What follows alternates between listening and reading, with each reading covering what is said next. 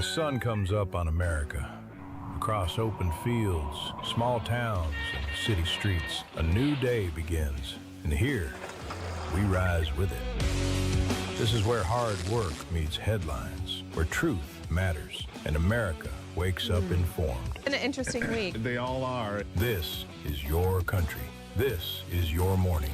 This is Daybreak with Steve and Ivy Gruber. America, let's do it together. Love you, Ivy. Love you too. And it starts right now.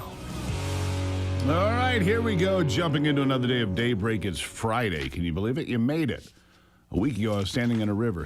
I wish I still was. At any rate, nice to see you on this Friday. Fighting for you from the foxhole of freedom. Three big things this hour. Number one, the war for the soul of America is continuing with Abdul El-Sayed and Hassan Piker as the poster children. And the question is, America, what are you going to do? Number two, the war in Iran for control of the Strait of Hormuz continues, and a new U.S. carrier is headed to the war theater, the USS George Washington, coming in, potentially to replace the Abraham Lincoln that's been deployed for about 6 months now. And number three, there's a lot to cover, a lot to talk about.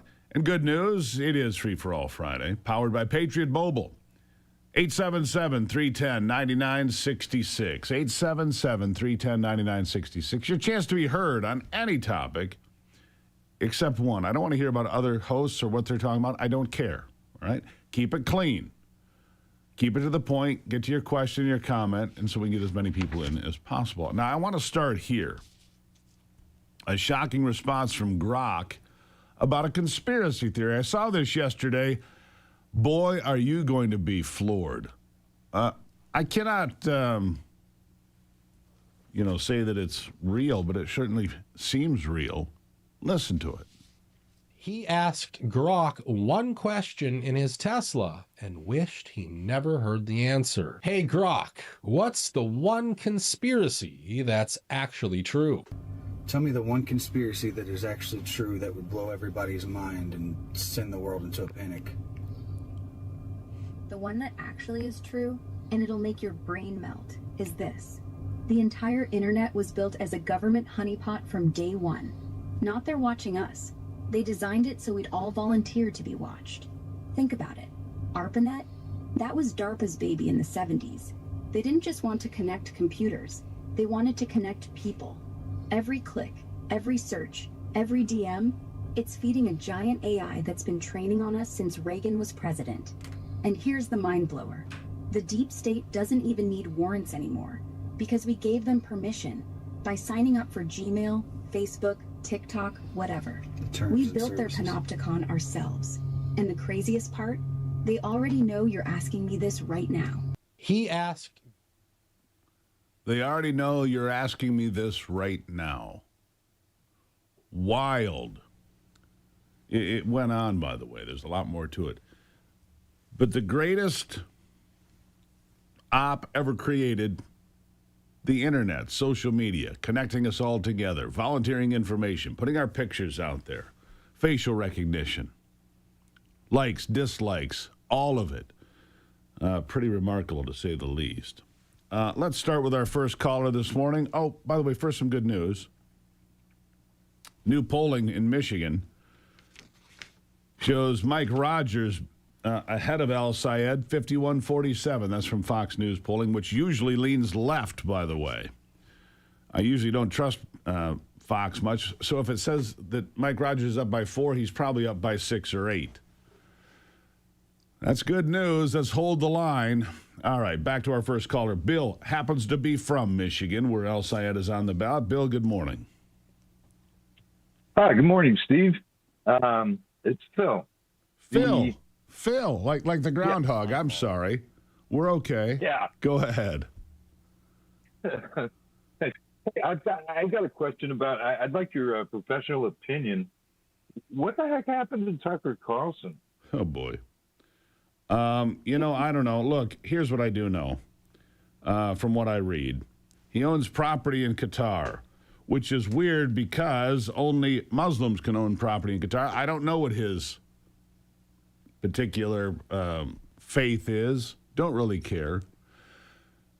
But it seems that these folks like Tucker and MTG and some others are so repulsed by the war. Thomas Massey's in this group too. They're apparently starting their own political party or movement or something, just like the DSA. Maybe we'll go back and have, I would not mind having 4 political parties. That's perfectly fine. Abraham Lincoln won a 4-way race to be president, best we've ever had. He only got 39.5% of the vote in 1860, if you didn't know. So I don't know. What do you make of it, Bill? Well, I actually listening to you talk about 4 parties. I would relish it if it would mean the destruction of the existing 2, or at least change them so radically that everybody knows what they smell like before they go in the room. Yeah, it would be nice, and thanks for the phone call. It would be nice if the politicians were responsive to the people. Look, it's no secret that the Democrats want to pack the Supreme Court.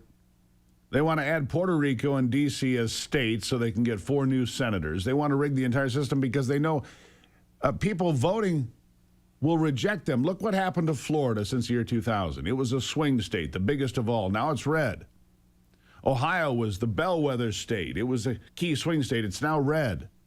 When people are given the opportunity to vote and vote fairly, the Democrats lose every time. But too often, the Republicans, like John Thune, just walk along, sleepwalk, while we go over a cliff.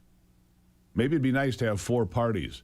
Maybe that would actually make them responsive to you and me, the American people, and not run us $40 trillion in debt or $80 trillion by 25 years from now.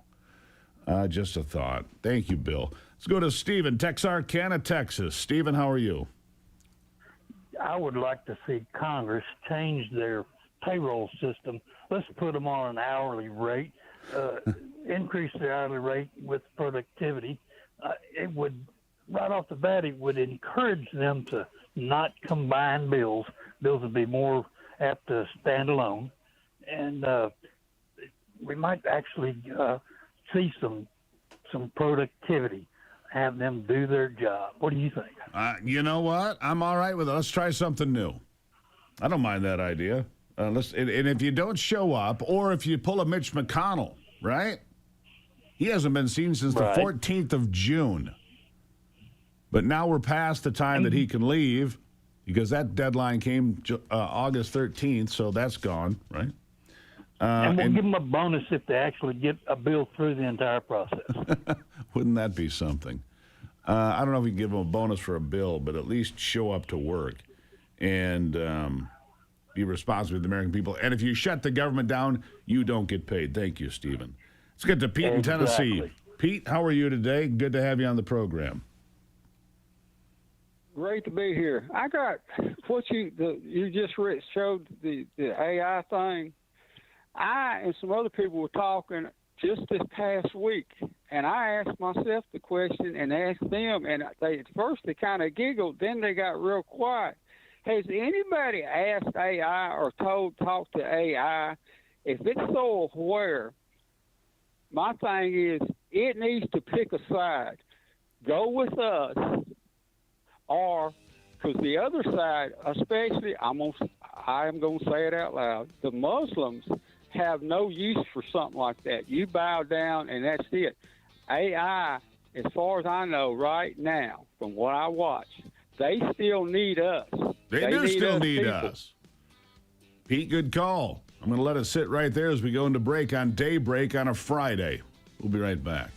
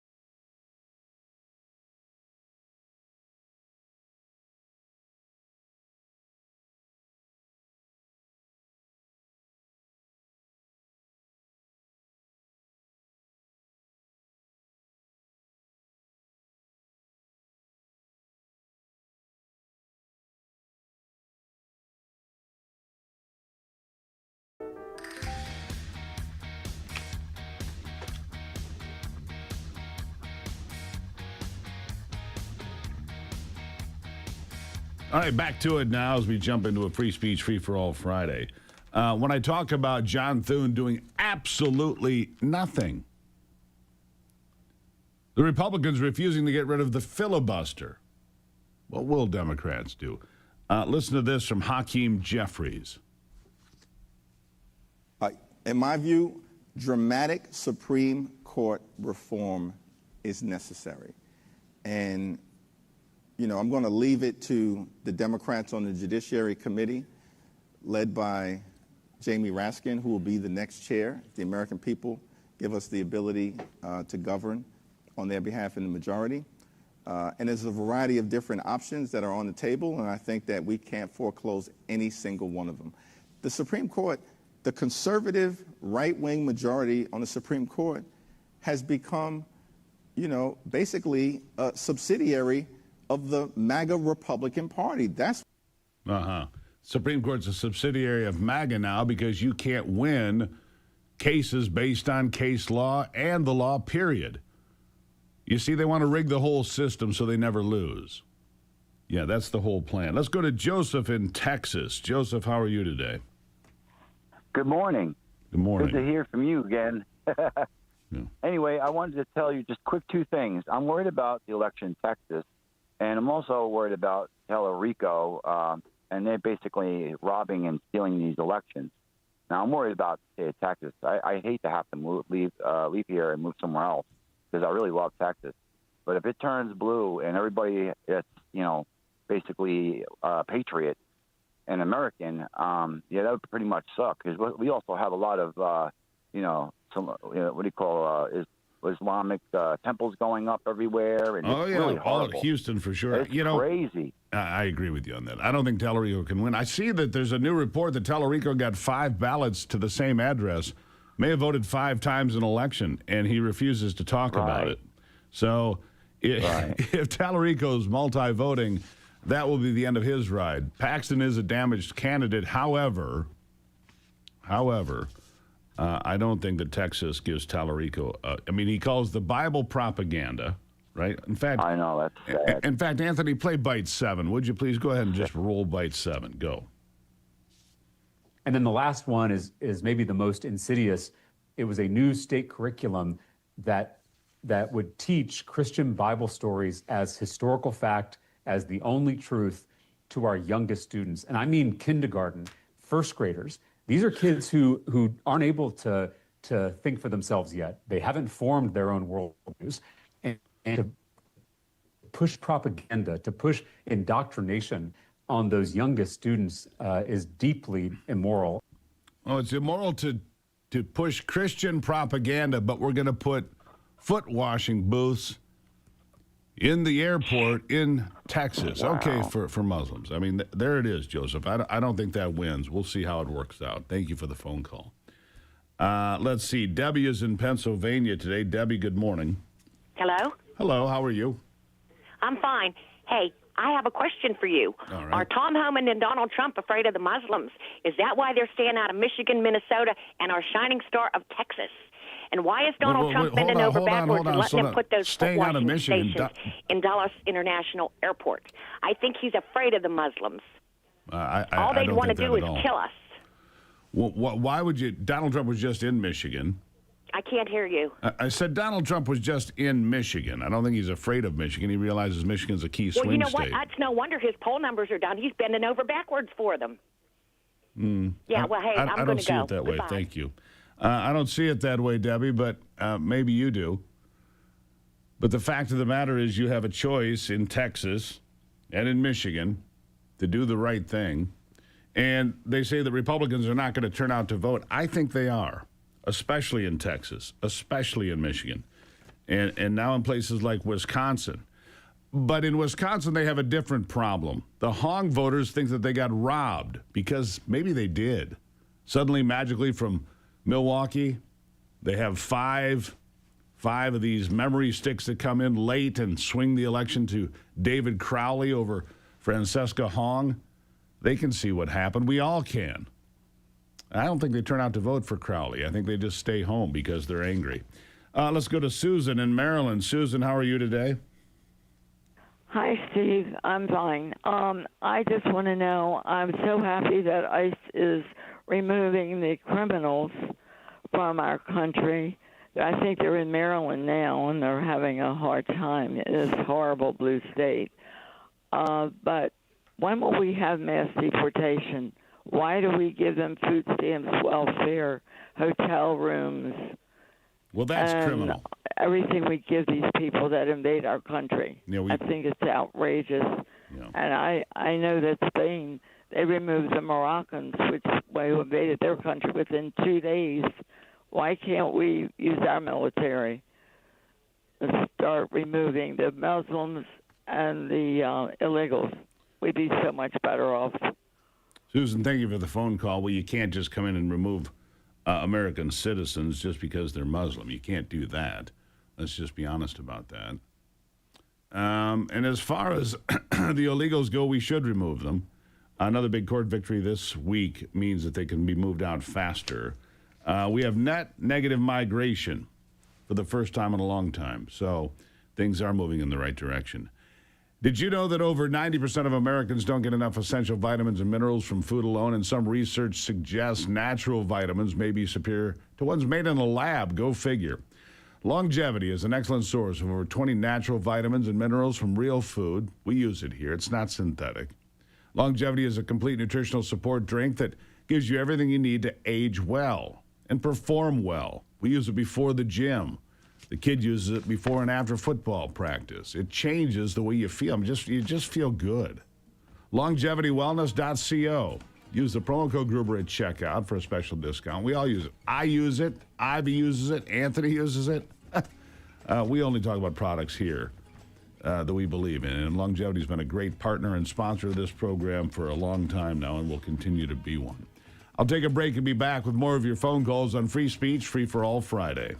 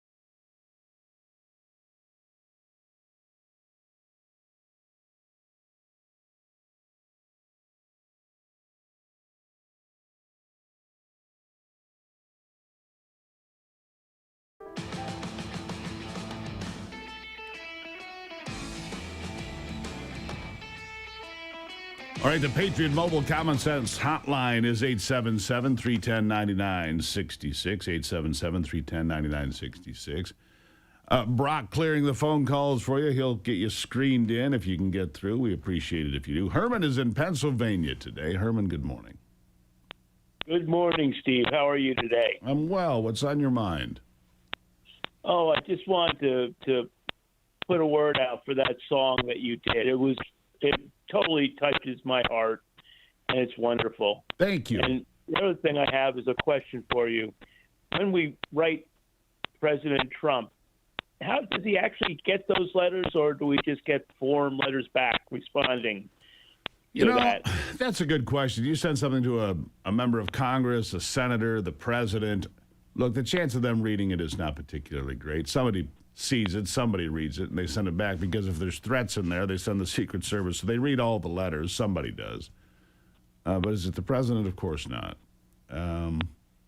What'd you send? Well, I asked. I have a piece of land behind me that is going up for grabs with, starter homes starting. They want to put 100 homes on 10 acres, and they're row homes, and they call them starter at $350,000 to $450,000. Wow. That doesn't do any good. I asked Trump, could he get the 10 acres and give me 10 acres of veterans out there. That would be better use of the land if we lose the farmland, you know? Yeah. Herman, good call. Thank you. Let's go to Ramsey in Arizona. By the way, the song is One Nation. Ramsey, Arizona. Good morning. Morning. What's on your mind? Hang on, I can't hardly hear you. We're good. You're running out of time, though. Go. You had mentioned there's about the party system, Democrat and Republican. There's more than Democrat and Republican. You got the China Communist Party. That's also here in the United States, and there's Congress in that party. That's my opinion. And unfortunately, I don't think you're wrong. Communist China, which is what we always used to call it, and I will call it from here forward. Communist China has its fingers into America deep. It has its fingers on the levers of power. It controls money and social media and messaging and media. It's a dangerous thing. One of many. I'll be back.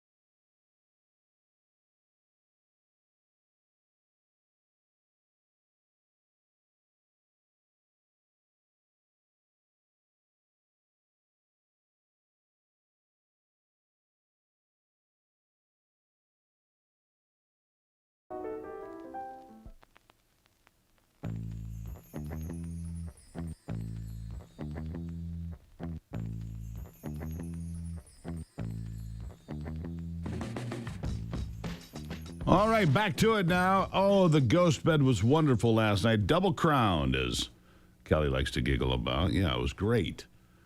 Finally getting into the rhythm of things of being back from vacation. Takes a week to get back sometimes. It's been good, though. The ghost bed, made in America, 101 nights. You can check it out at home. Beautiful product. It really is. Plus, State-of-the-art sheets, pillows, all of it at Ghost Bed. You're going to sleep like a baby, and I don't mean crying all night. I mean sleep like a baby. Ghostbed.com, promo code Gruber. Big discounts coming in already for Labor Day, so go check that out. Best deal of the year. And 101 nights to check it out, so there you go. Let's go to Lee in North Carolina. Lee, good morning. Hello, Steve. Good morning to you, sir. How are you?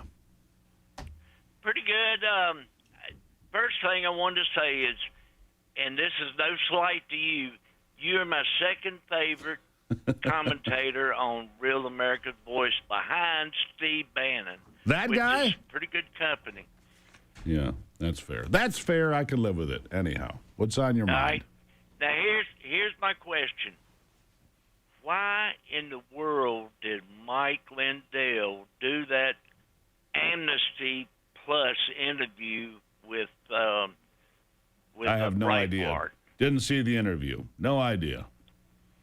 No idea. I didn't see it. I read it on Breitbart's webpage. I mean, that just seemed like the stupidest thing in the world to do when you're running for, when Let's you're be fair. Come on. supposed to be a MAGA Let's be fair. Do you really think that Mike was going to become governor of the state? Honestly, no. I think there's a little bit of hubris there. Look, I don't mind the guy. We have his products, somewhere. But come on. He was going to get attacked up one side and down the other, marginalized. They would dump $10 billion in there to beat him. So, tough thing to pull off in the first place, don't you think, Lee? Yeah. All right, let's go to Dale in in Rhode Island, the beautiful state of Rhode Island. Dale, how are you? I'm good, but they changed the name, Dr. Gruber. They used to call it Rhode Island Providence Plantations. Well, that's still the and official I'm calling name. from the Budlong Farm. I'm calling from the Budlong Farm, and I was born in Hartford, Connecticut. So anyhow, it's good to hear your voice. How was Montana? It was lovely. Montana's always perfect. I don't care the Isn't that day beautiful? or the month. My cousin, he lives down in North Carolina. He was like the firstborn in like 1978. Yeah, it's a beautiful He was place. the first baby out in Billings. What and, is- And he raises turkeys down there. Yeah. But I'm stuck in New England. That's why I'm calling to say hello. All right, what's on your mind? The reason I'm saying hello is like New England still has a lot of nice people up here. I'm going to use some language from Calais to Coscob, out to the Vineyard, all the way up to Bernieville, and all the way down to wherever. And we're doing all right in New England. But somehow we keep losing. Well, you keep losing because those states are controlled and managed and run as one-state empires by the left. And until you can get that figured out, it's not going to change, unfortunately. We'd like to see some representation in New England.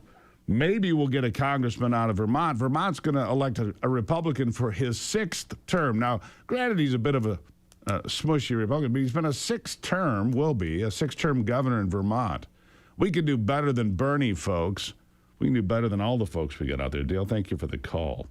Dave in Iowa. Love Iowa. How are you, Dave? I'm doing fine this morning. I'm really glad you took my call. I sent a proposal to President Trump and to J.D. Vance, and it was beautiful. It's perfect, and I sent it registered mail. I never got anything back from it, whatever. So I called into their complaint line, and I asked them, please, let me know that you got this complaint. And I never heard back from them. I think, and I don't see another reason for this to happen, but getting nothing back tells me they never read it. Well, I that's know possible, somebody I read it, suppose. and I think it's people in the deep state who are working in there. If President Trump knew what happened to me, he'd be livid. What happened to you? And- Make it quick. Well, I never heard back. I got you.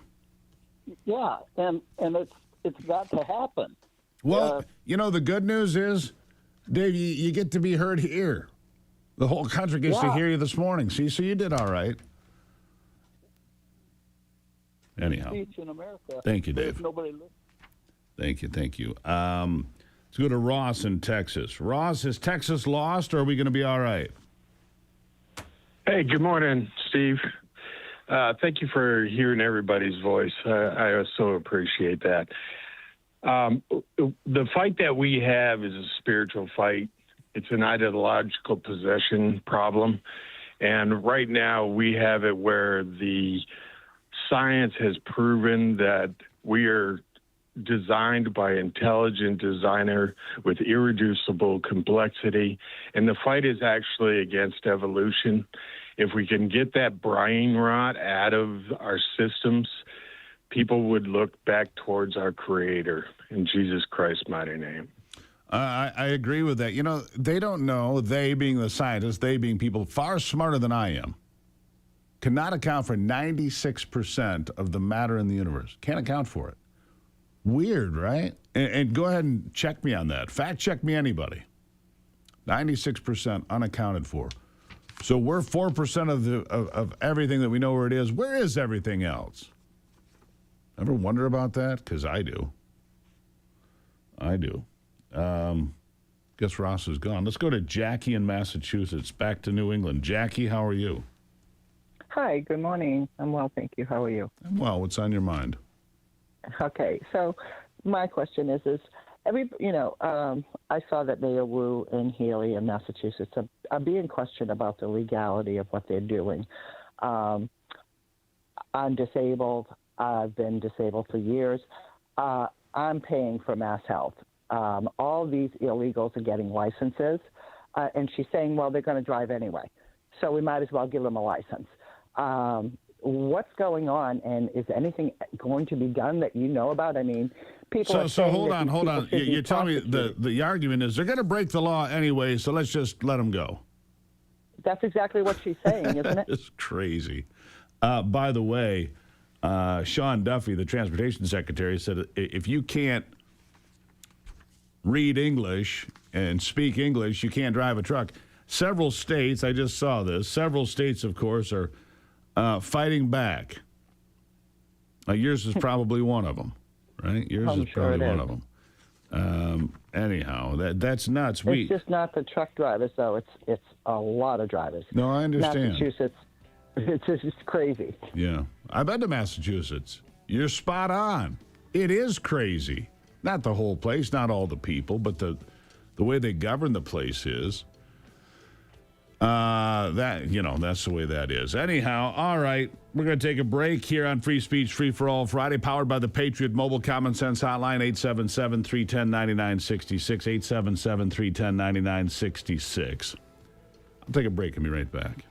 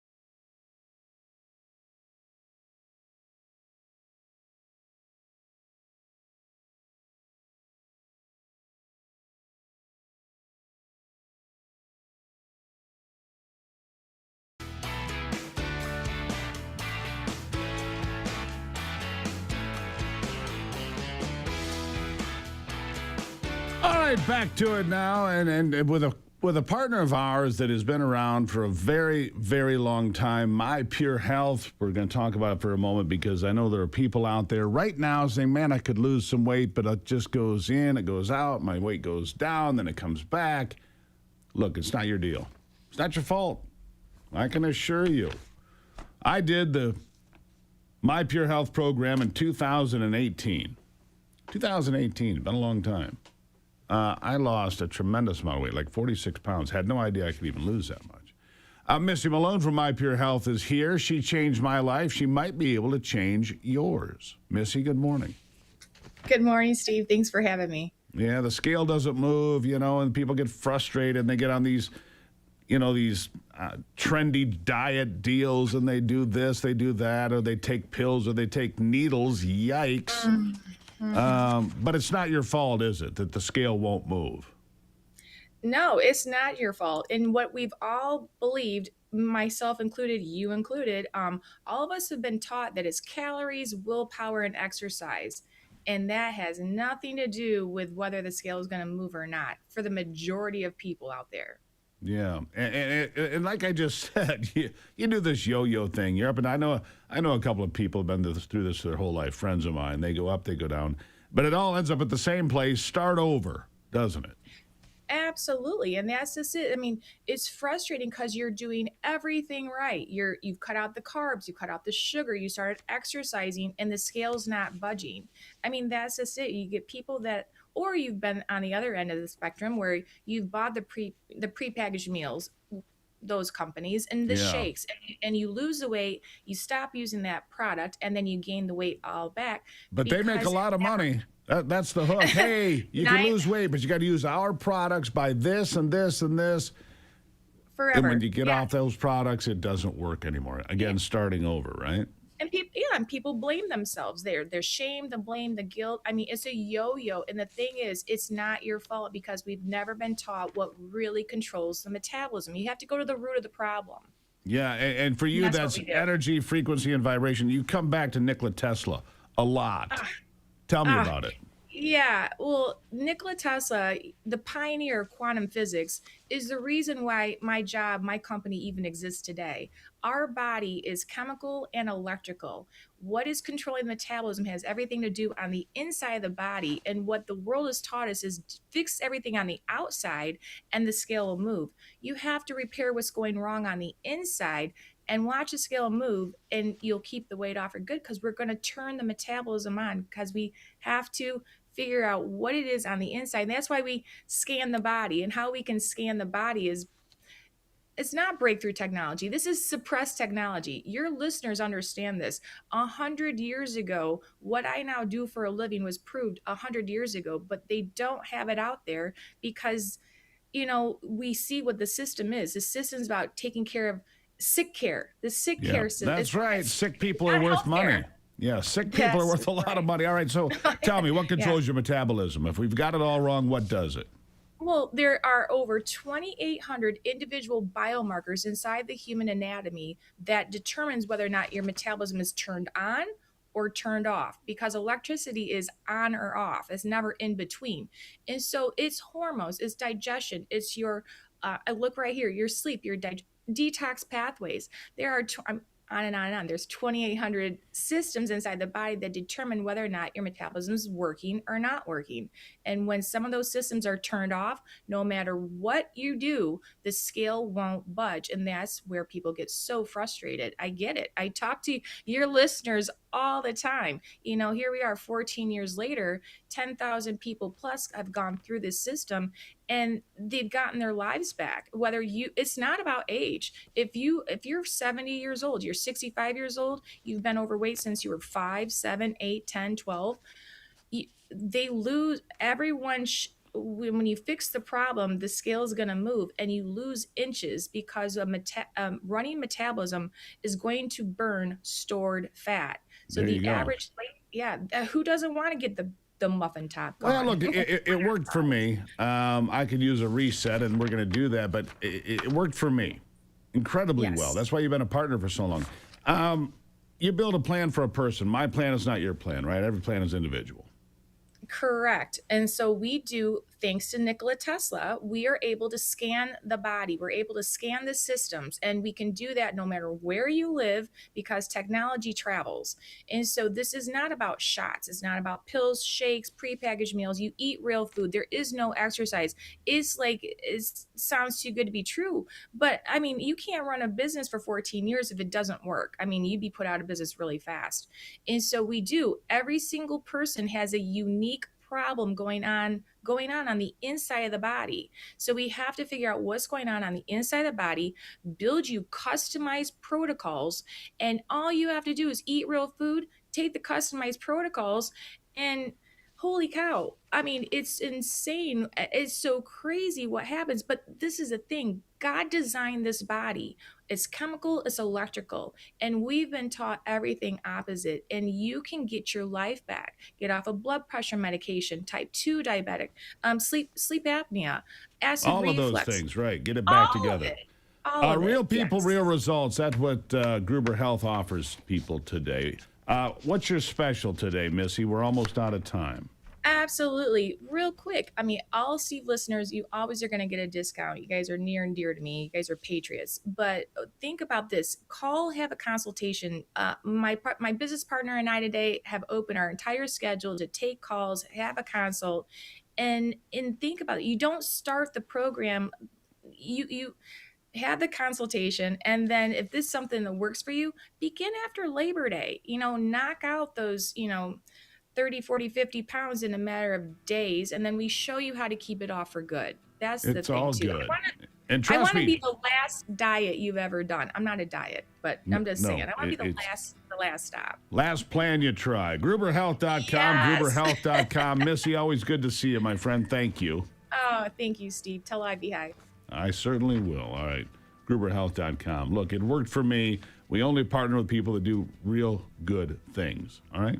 And I'll partner with you with more phone calls on Free Speech Free for All Friday after this.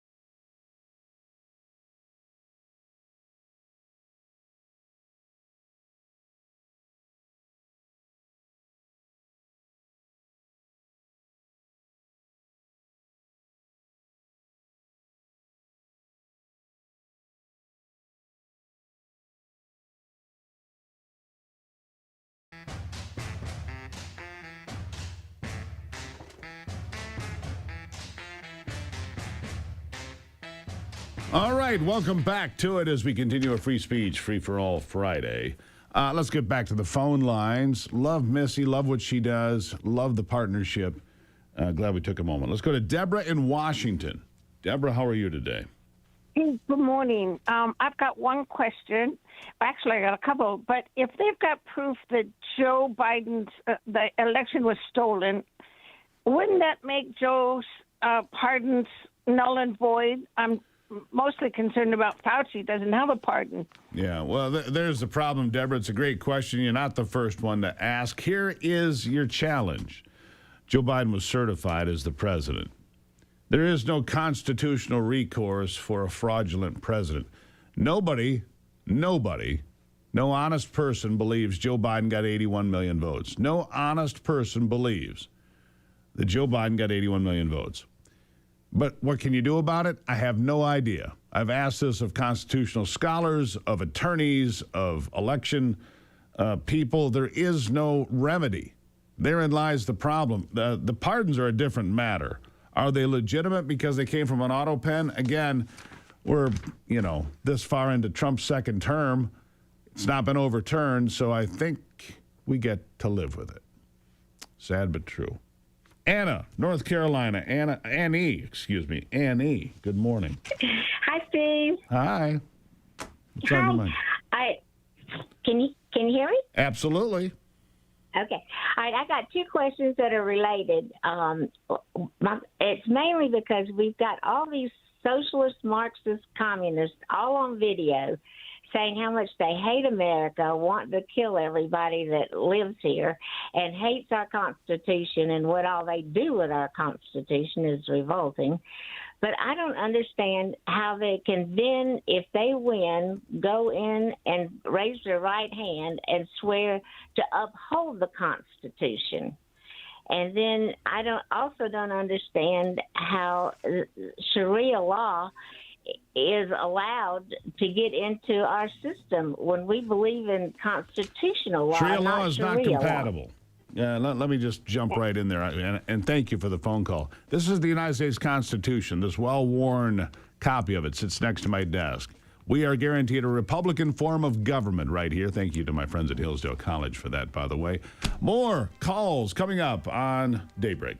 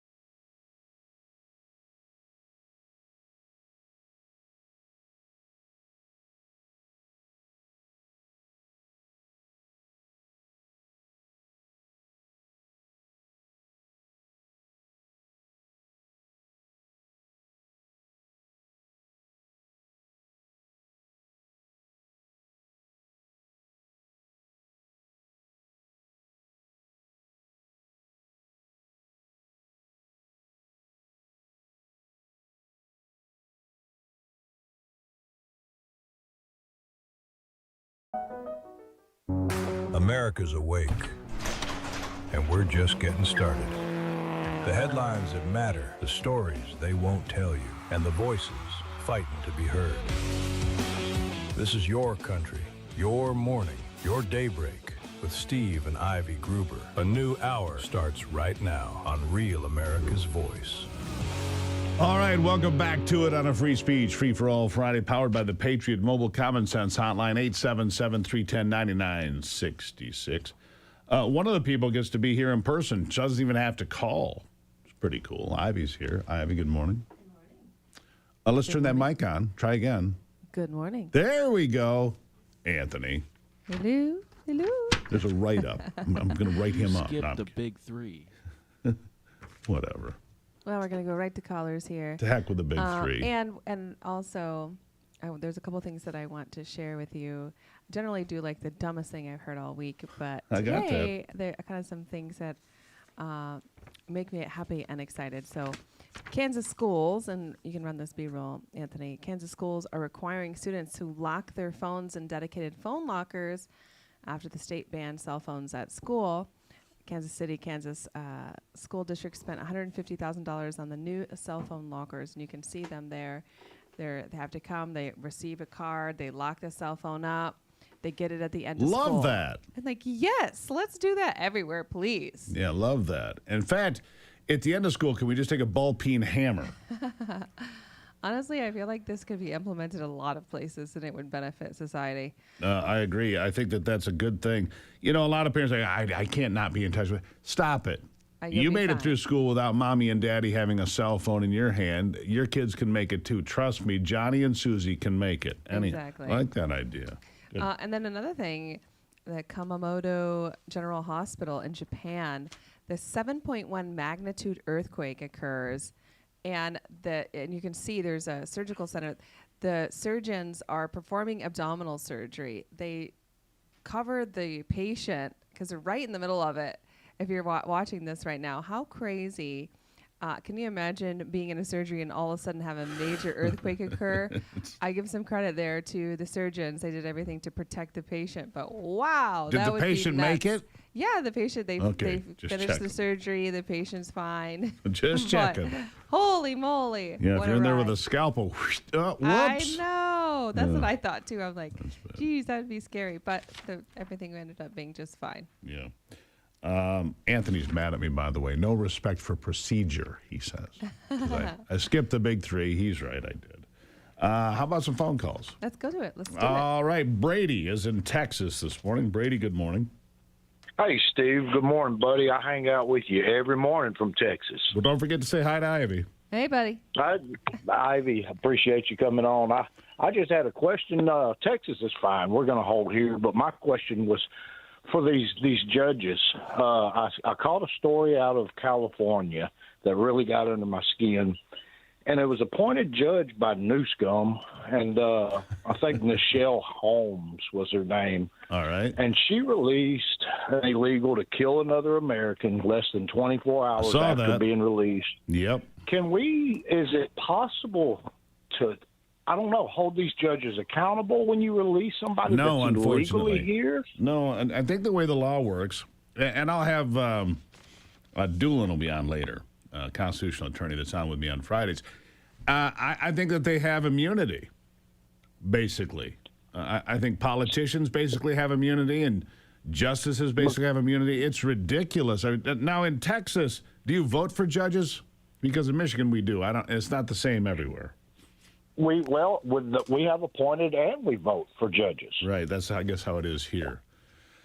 It's appalling. No, I saw the case. I mean, the guy was released less than 24 hours. He killed somebody that had a restraining order against him, right? Yeah, soft on crime never wins. Yeah, it's terrible. And I just find it hard to believe that you can release them. If you're illegal, it's like it's an ongoing process. And when you release somebody, it's like, I don't know how to explain it. I'm telling you that I'm going to go out and steal a car to leave the courthouse, but you release me anyway. You believe them. I don't understand. I wish they could charge the judge because it's totally nefarious because she's only doing it because of ICE. Yeah, I agree. Brady, great call. It's a problem. across this country, but law and order is creeping back in some places faster than others. Let's go to Doug in Minnesota. Doug, how are you? Doing well. How are you, Steve? Hello, Ivy. Good morning. What's on your mind?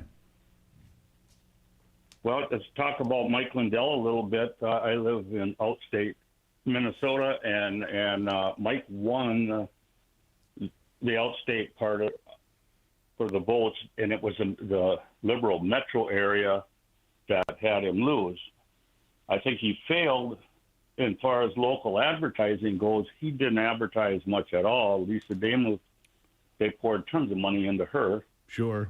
And that's all the advertising you've seen. But many of us are very, very disappointed that Mike lost out here. Well, let's be honest. I mean, they drained his coffers because he had to pay lawyers and all sorts of stuff through all this stuff since the 2020 election, right? I mean, yeah. You know, that makes very me true, think, Steve, because that was about Dominion, wasn't it? Yeah.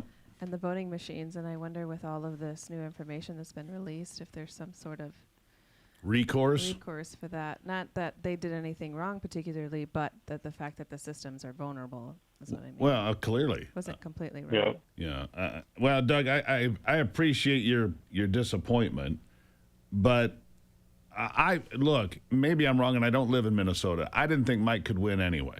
Maybe I was wrong, and he did win some areas. There's no question about that. And he's got a large following, no question about that. I just didn't think that he would. Look, it's Minnesota. You've got a nutball running for U.S. Senate as a Democrat, and she's probably going to win. Maybe not. Maybe Tafoya actually has a chance here. What do you think? He's gone. Guess we lost him. Because I wanted an answer on that. And Minnesota could actually pick a Republican, but I feel like I get baited into this thinking, well, maybe this time, and it's always a disappointment. So I try not to raise my hopes too much on Minnesota too often, is the way that goes. All right, Jason, I can't read my own handwriting. Ivy, can you believe that? Shocked.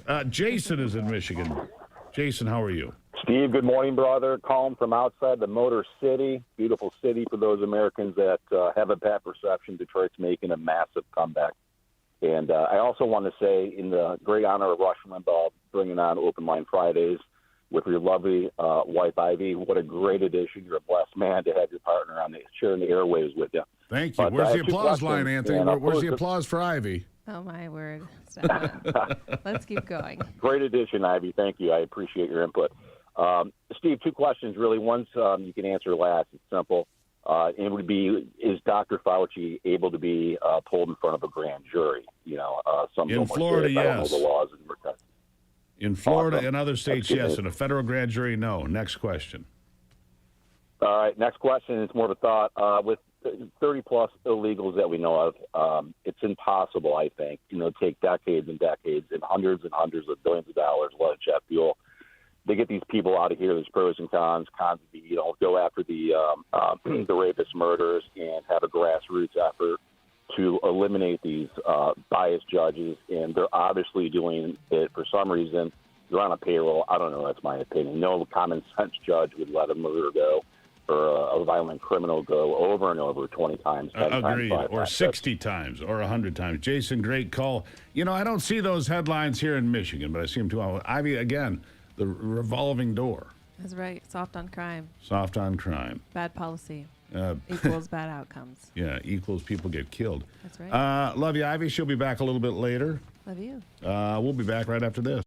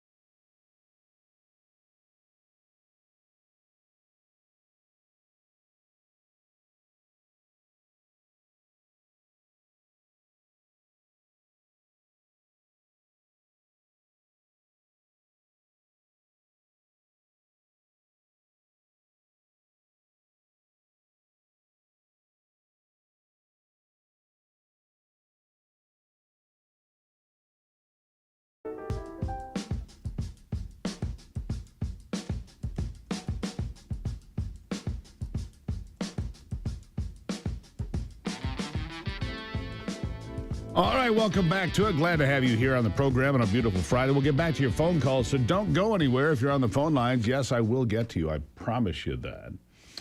My next guest is Lance LaRusso, founder of the Blue Line Lawyer Institute, a former law enforcement officer, author of the books When Cops Kill in Blue News and FOP 2021 Attorney of the Year. Now, we were just talking about this, Lance. We were just talking about the guy who was released and less than 24 hours later murdered somebody. A long rap sheet. It was in the headlines a couple of days ago. Look, we see this all the time. And frankly, people are sick of it. Ivy and I were just talking about it with a caller here this morning. It's grotesque.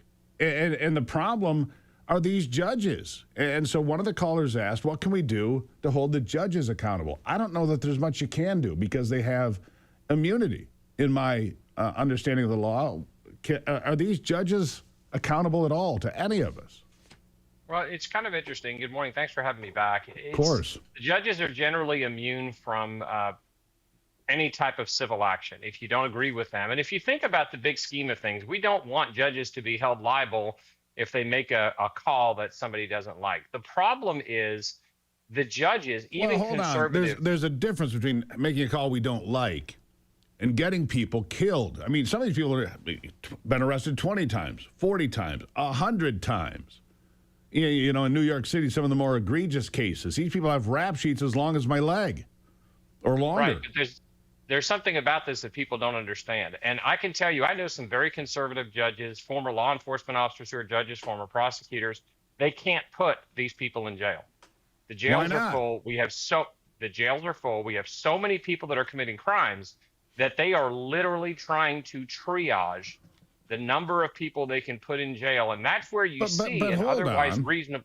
Hold on. Crime is down in America. It's trending up. Violent crimes at its lowest rate in more than 100 years. How are the jails are full of what? You say the people committing all these crimes, violent crimes, not violent crimes? Yes. But crime statistics are way down. When you say that crime is down, that is relative to being out of control. People don't understand the number of people who are robbed on a regular basis, the number of people who are carjacked on a regular basis. I dare you to carjack me. The number of people who have a situation categorized as a property crime that really is a person's crime. Somebody steals your purse or your wallet or something while you're getting gas. In Georgia, that is a robbery. In some states, they classify that as a theft from an auto to make sure that that crime stat looks better. So cooking crime stats has been going on for 40 years. Yeah. It's like when you rob a bank, it's an unauthorized withdrawal. Okay. Well, yeah, I mean, you could say that, and I don't think it goes to that extreme, but you do have a lot of these minor fudging of statistics. And that's where a lot of you see some of these issues with, one of the clips we had that somebody said we need to worry about keeping the streets brighter, and that'll reduce crime. There's an underlying issue there that that's your DSA approach. Your DSA approach. Close the prisons, buy street lights. and I'll give you an analogy, and it just hit me this morning. But the remodel show where they say move that bus and you finally see the reveal. Well, you're finally seeing the reveal. Yeah. The problem with defund the police has been all about private property rights. Law enforcement officers are the first prevention, the first control, the first protection of your private property rights. Let me ask you this. Whether it's your physical property or your home. And if you defund them and you tell them to go away, that is how you reach the goal of no private property or no ownership. Well, exactly. So here's my question: is the DSA is out there saying defund the police and get rid of prisons, which would be catastrophically stupid. Do we need more prisons? Do we need more prisons in America today, or jails? We do, and I think we also need to recognize that there are some people that probably shouldn't be in prison, probably should be selected out to have some sort of a way to better their lives. But at the same time, when you distinguish yourself, as you said, as a criminal, when you distinguish yourself as violating people's rights, when you distinguish yourself as being a threat to society, then you have forfeited and should forfeit your right to walk around free in society. And what's interesting, even the folks in New York who have said they wanted to close prisons, they still don't do it because deep down they don't want to admit they're afraid of the people who are in those prisons. They may say that somebody has a justifiable reason for killing someone 24 hours after they're out on bond for killing someone, but they don't want them in their neighborhoods either. Yeah. And they still want police to be available when they call 911. You know, they don't want illegal aliens in their communities either. They live in their gated communities while saying, let them all have amnesty, let them all come in, let them have open borders from their gated community perch. I mean, it's all disingenuous, isn't it?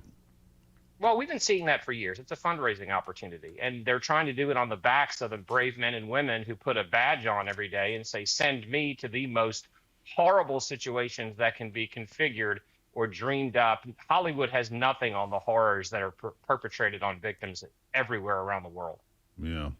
So, okay, so we have a crime problem. Crime stats may be down, but it was from a catastrophic level is what you're saying. We were at bad levels, certainly under the Biden administration, and the flood of illegals, God only knows what they're, I mean, I'm sure the majority of them are here trying to find a job and do better. But even if it's just 5% of the millions that come in that are not here to do something good and they're just here to rip people off, whether it's through a scheme with a daycare center or violent crime, I mean, we need to have it under control. Lance, real quick, last word to you. You got 20 seconds. If you want to talk about crime stats being down, look at how many hundreds of law enforcement officers are shot every year. If you want a true litmus test of how dangerous the streets are, look at what happens to men and women who police them. Lance, you come back anytime. It's a good conversation. It's eye-opening. It's sobering. It's important. Thanks for having me. Thank you. We'll take a break. You can always send me an email, stevegruber.com. stevegruber.com. Send me an email. Always want to know your thoughts as well. We'll get to more of your phone calls, more guests, and more action here on Daybreak still to come.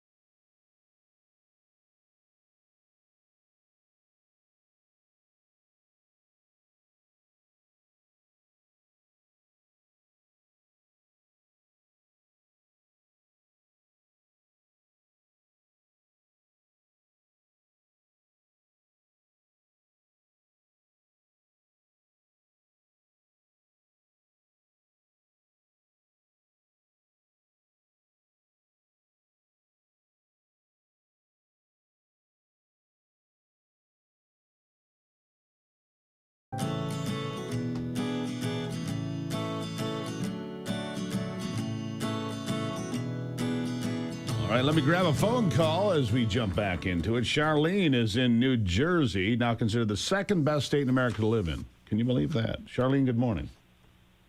Good morning, Steve. I have some amazing news to share with you this morning.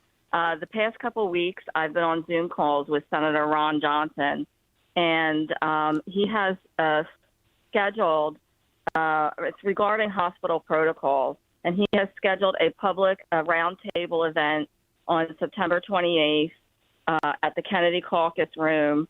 And I wanted your audience to know that, finally, our stories are going to be heard. He's picking around 12 victims. He's going to have experts there. And he has actually on his website, it's set up that he will take statements. Victims of what? From hospital protocols. All right. So There are, a lot of, what happened in the hospitals with regard to, the remdesivir and, a lot of the medications and, yeah, no, I understand. No, that's good. That is big news. September 28th. September 28th. It's going to be, it's already scheduled. I hope RAV could be there to help, get some publicity for that because we've waited so long to have our stories heard. Now, well, the senator, if you go ahead. Yeah, the senator on his website has an area for this specifically where people can submit their statements. Either they could say for historical record, or if they are wanting to testify. And it's Ron Johnson. Let me see. I'm sorry. It's ronjohnson.senate.gov. If people want to reach out because he has specific guidelines, and my contact is email is contact@covidcrimesagainsthumanity.com. Contact@covidcrimesagainsthumanity.com. And now is the time, for us to, have our voices heard about what happened during the hospital. Charlene, thank you for the call. Greatly appreciate it. September the 28th, Ron Johnson going to talk to people that got injured or killed during COVID by what was demanded of your government. We'll take a break and be back. It's Free Speech, Free for All Friday.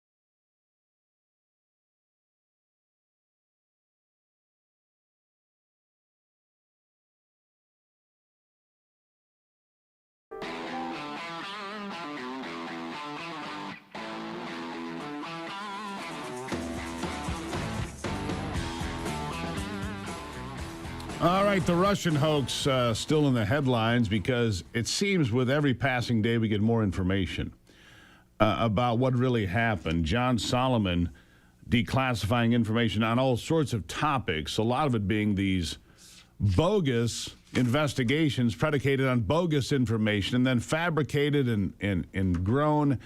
It is remarkable And now a Russian hoax attorney sending new demand letters agreeing with President Trump that it was corruption from the start. Brennan, Comey, Clapper. Let's see. Obama, Biden, all of them. Kimberly Herman serves as president for Southeastern Legal Foundation. Kimberly, welcome to the program.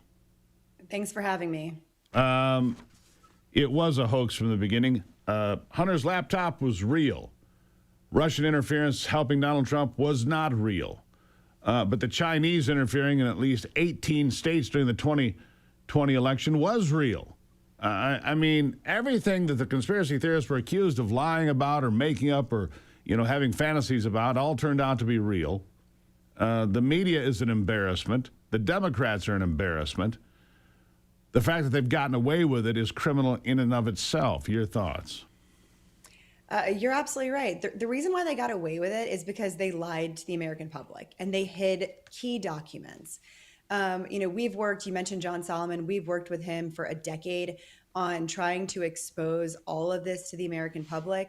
Back in 2019, we submitted a series of FOIA requests to the FBI, the CIA, the Department of Intelligence, and we were asking for all communications about the Steele dossier, right? That's the Clinton-funded document that was relied on to say that Russia and Trump colluded in the 2020 election. So we wanted those documents. They said nothing existed. We knew that couldn't be true. We went to a federal court. All of those agencies told the federal courts that no documents existed.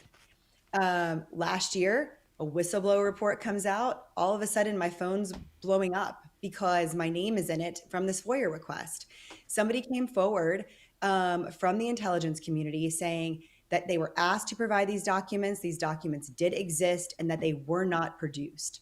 So they hid them from the American public. They lied to us, they lied to the federal courts, and now we're asking the Office of Special Counsel to hold Brennan, Comey, Clapper accountable. And how is that going to happen? Because I can guarantee you, people in the audience had the same reaction I did. Nothing ever happens to these people. Nothing. It doesn't matter how egregious, how dishonest, all the setups, all the predication that was based on fabricated material, Kimberly. And because now your name is in the documents. Congratulations, by the way, for being in there. I mean, you're working hard. Nothing ever happens. Clapper, Brennan, Comey, Obama, Biden, they all deserve to be held to account. Will they? Come on. I'm really hoping that they will. In all of those investigations, there's subpoenas, they're still collecting all the documents.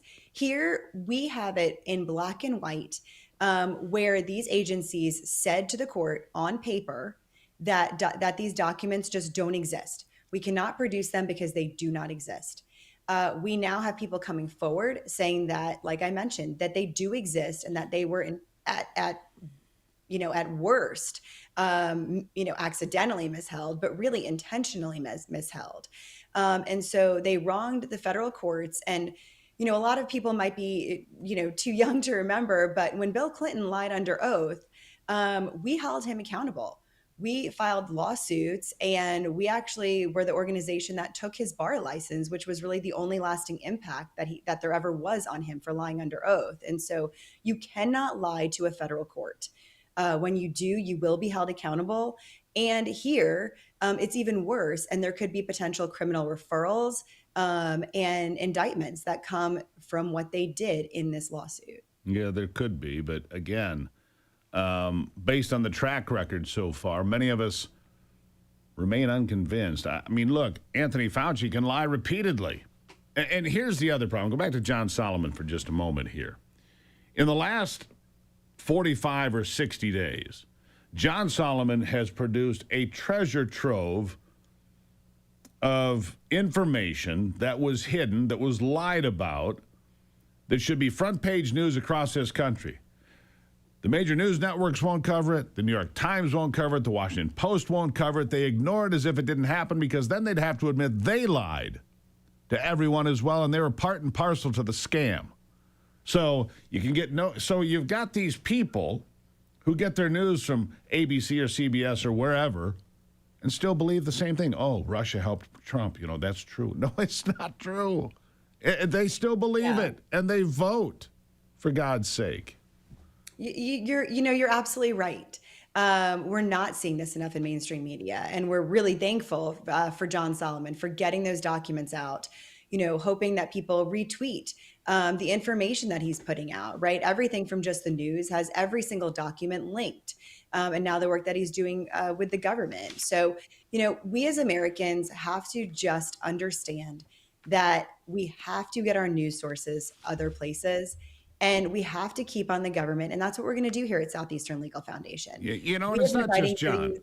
There are about 3 or 4 really good journalists living in the wild that are left. They're an endangered species, but they exist. There's Catherine Herridge. There's Sheila Atkinson. There's John Solomon. But they get ignored. They're like at the back of the zoo in a cage. They can't go talk to anybody else. Nobody publishes what they do. Because what they're doing at Just the News is incredibly important. Always has been, more important now than it's ever been. And I was at the White House here recently, when the night that the president gave his speech, and the reporters from the mainstream media are treating John as if he's some sort of clown. I mean, they're asking him dumb questions, and they're treating him like, how can you prove this? They're laughing him off.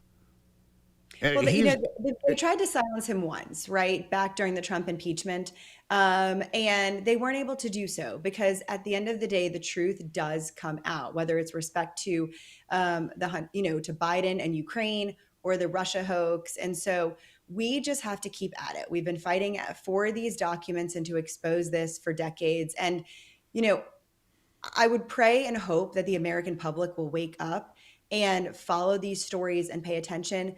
But even if they don't, we have an obligation to our Constitution. We have an obligation to this country to get the truth out there so that this never, ever, ever happens again. Kimberly, I agree, and I really appreciate you being here today. Thank you for taking the time. Keep fighting, because maybe someday we'll have a breakthrough, and I hope you do. Thank you. Thank you. All right, well, we'll find out.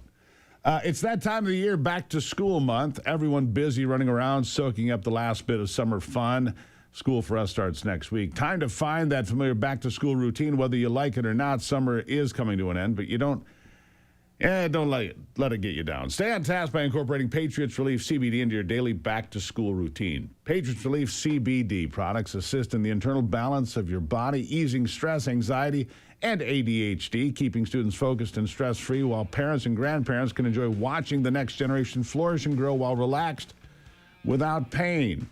Patriots Relief CBD for a happy body and sound mind this back-to-school season. Call Tim and his family at 877-230-1776 or visit patriotsrelief.com. Patriotsrelief.com. Promo code Gruber will get you 40% off and free shipping. 40% off and free shipping. Is that what you said? That's what I said. Patriotsrelief.com. 877-230-1776. All your phone calls on this Friday after this.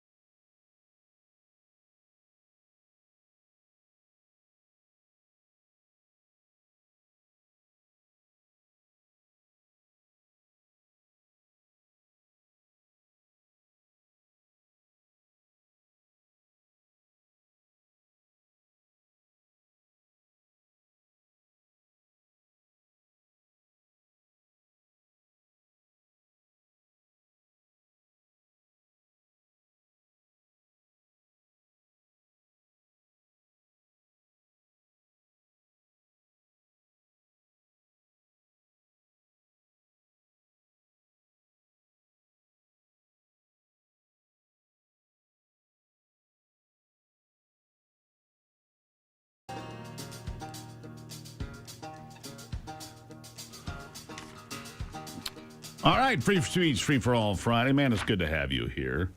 Weekend is on tap. Got any big plans? I don't. I got some small plans, which is okay. You have a big plan. That's a small plan. I'm taking Anthony babysitting to buy a trailer. It's boy time. Well, he needs a place to live. Crack a couple cold ones. Something like that. Anyhow, let's go to the phone lines. As promised, Mark is in Florida. Mark, good morning. Mark, Hello. are you there? How are you? Yes, sir. How you doing, Steve? Good morning. Good morning. Hey, I got something that's been bugging me for a while now. It's why are they allowing these elected officials in these United States of America, which is founded on the Holy Bible, why are they allowing them to swear in on the Quran? I don't think there's any prohibition to it. That's why. You don't have to like it, but I don't think there's any specific prohibition to it. Again, I've got this well-worn copy of the Constitution next to me. You don't have to swear in on a Bible. You don't have to swear in on anything. You can swear in on a textbook if you're so inclined. But I understand your point. I do understand your point, but there is no requirement. There cannot be a religious test to hold office in America. That's the law. Good question, but I understand your angst. Let's go to Russ in Pittsburgh. Russ, how are you today? I'm fantastic. How about yourself, Steve? Good, sir. Thank you. What's on your mind? Well, I have two questions for you and Ivy both. Okay. Trump ran on drill, baby, drill. He said that we have the most oil of any country in the world. I understand all that. I love the man. I think he's going to go down in history as probably the best president this country has ever seen.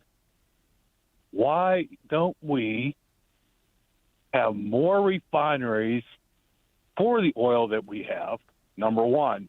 Number two, there's 3 major oil companies worldwide, 8 total. If all these other countries are dictating our prices, why don't we, made in America, produce it here, refine it here, and sell it cheaper? We have a supply problem. That's why, Russ. Let me explain it to you. Drill, baby, drill is true. Donald Trump followed through and delivered on that promise by opening up more permitting and fast-tracking the permitting process. But it takes time. We produce about 14 million barrels a day in America and use about 20 million barrels a day in America. So we're upside down. Do we produce more oil than Saudi Arabia and Russia combined? Yes, we do. But we're still 6 million barrels a day short of what we use. So there's problem number one. Problem number two is refineries.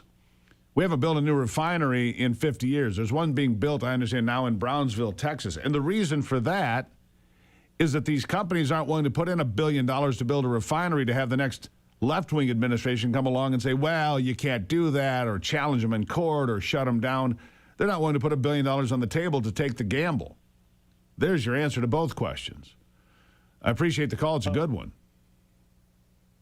And it makes sense. But we produce 14 million barrels roughly, use 20 million barrels roughly, and I agree. And another part of that right now is we're selling more oil out of the country than we ever have. Oil and finished products like gasoline. We are actually selling it overseas, which doesn't help us either. Oil today at $81. Gas prices continue to go up, which is obscene and makes no sense. Gas up again today, even though oil has been going down for a week. It's outrageous. Let's go to Chris in Florida. Chris, how are you today? Hey, Steve. Love your show. I'll try to make it quick. 3 subjects. First, the do not call law. They need to put $1 million bite on that. Basically 10% to the person violated, 10% to the senators and congressmen that voted for it for their reelection budgets, and the remainder on the national debt. 2, make a similar one for do not mail, except $10 million fine. That way the credit card companies, insurance companies, and these house flipping leeches get fined and out of business. And the same deal, 80% to national debt. And number 3? Finally, number 3, since Congress loves taking their vacations, And the NSA knows who everybody is, use their computers, where a regular person can write a bill, single subject bill, and get 1,000 signatures. Everyone above 18 automatically registered to vote. They have to say yay or nay or get a $100 fine. That money goes towards the debt. All right. That's Good call, what I Chris. gotta say. Greatly appreciate it. All right. Let's move on. Tom is in Kentucky. Tom, how are you? We lost Tom. All right. Let's go to Dawn in Virginia. Dawn, how are you today? Hi, thanks for taking my call. Of course. I'm so thankful for your show. It's so encouraging. Thank you. My husband and I have some mountain property out in Washington, and he and I flew out there to help our family take care of the property. We love the rural library out there. They're fantastic. It's so great because often we don't have Wi-Fi on the property. Anyway, I observed something horrifying when I went there this last time, and I actually went in and came back and reported it because it looked to me like the possibility of trafficking a new baby. And the whole situation just smelled like a rat. My husband and granddaughter were finishing up business inside, and I went outside front and sat on the bench. There's a lady with a baby buggy kind of around the corner hidden, but I sensed someone was there, and I peeked around the corner, and there's this lady with this baby buggy, and she's shoving the baby back and forth, strolling it, calming it, keeping it calm. And I also observed the truck in the parking lot, which is an absolute wreck of a truck, and there was a man in it, and I thought, ooh, goodness, he looks questionable.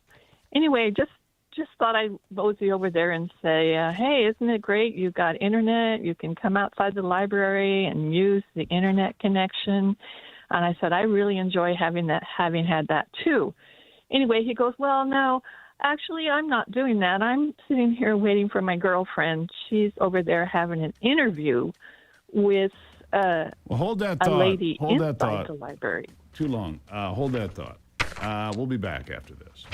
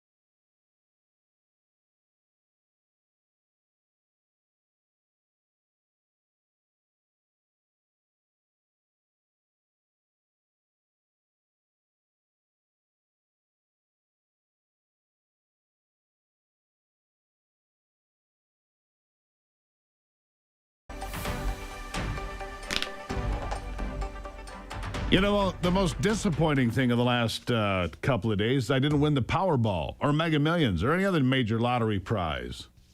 Oh, well, I guess I'll just have to keep working for you. Let's get back to the phone lines. Ronald is in North Carolina. Ronald, how are you? Yes. Good morning, Steve. How you doing? Good. What's on your mind? Brother, it's good. It's good to be a patriot of the United States of America. I have two issues. Us as patriots has got to come together and put a stop to this takeover of our country, man. It's just getting too much out of hand for the American people. We suffer enough living from paycheck to paycheck. You know, while immigrants come in, they get everything free. And another issue with me is our veterans. Our veterans, if anybody should get anything free, it should be our veterans.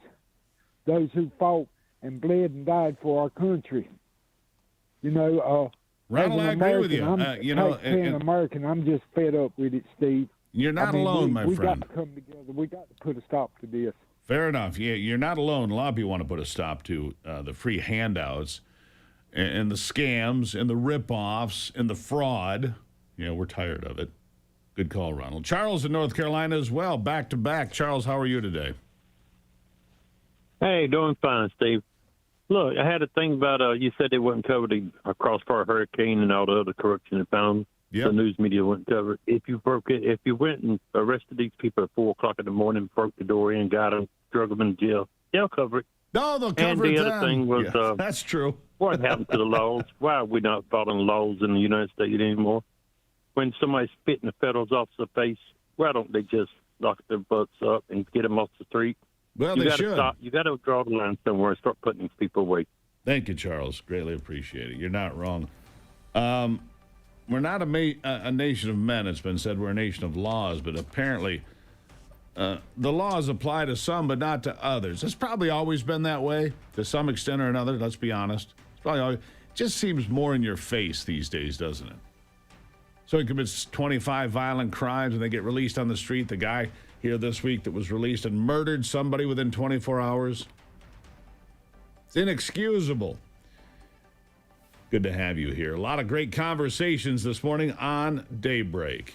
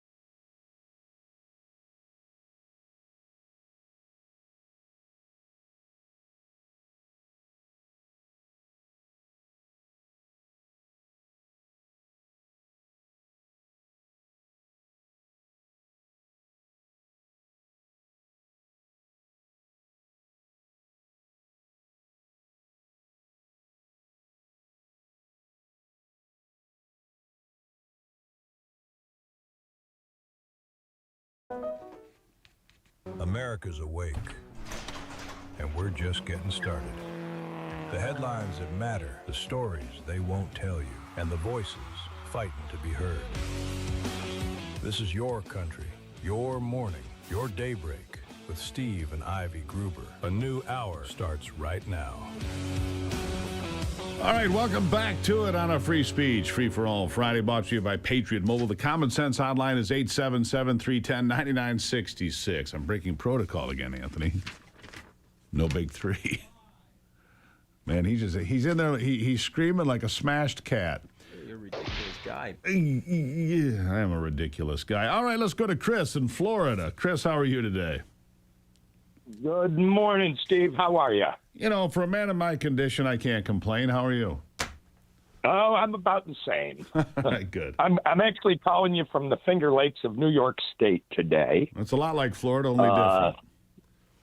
I spoke to you about a month ago. Yeah. I suggested that we get off the global oil market and, and the costs come down. But what concerns me so much, and I'm on a boat, and I just put $6 a gallon gas in my boat. You got it cheap. You got it cheap. Yeah. It was no. It was 7.5 in northern Michigan a couple of weeks ago. So, you got it cheap. Yeah, that's awful. And, and that's greed on another end. It is. But, Trump's talking about the oil companies bringing the cost down and that they're making way too much money. Right now with the cost of oil, we should be around $2.50. But maybe $3. Maybe just over $3 actually is what I think. But anyhow, go on, finish your point. But it should be way cheaper. And in Florida, it's right now it's about $3.80, I think, and up here it's $4.25 to $4.50. But since they're not wanting to play ball, and that is, the market, the Dow is crazy. That's what's holding our economy back. As we know, everything is predicated, pretty much on oil and fuel costs, keeping the economy going. How is the stock market holding the economy back? No, I mean the oil is holding the economy back. Absolutely. Now, I get your point. Now I misunderstood. Yeah. Yeah. The Dow's at 53,007. Yeah. Yeah. Yeah. And I think he should do a little threaten to take control of the oil industry under the War Production Act, because we are at war. Yeah. You could do that. You could do that. Absolutely could do that. That's not a bad idea. And maybe Defense Production Act is what it's called. Yeah, the Defense Production Act is what it's called. I lose him?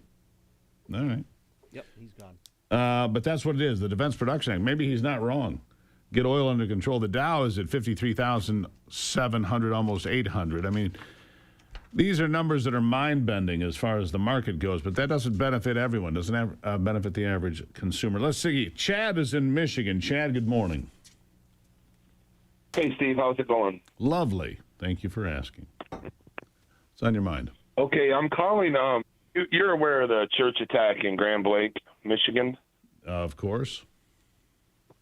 When that happened, I started a security company here in Michigan called Guardian Angel Security for churches. Uh-huh. And I was in cybersecurity for 5 years, so I come at a different approach than guards and guns. I use a technology approach, and I'm not calling to plug my business, Steve.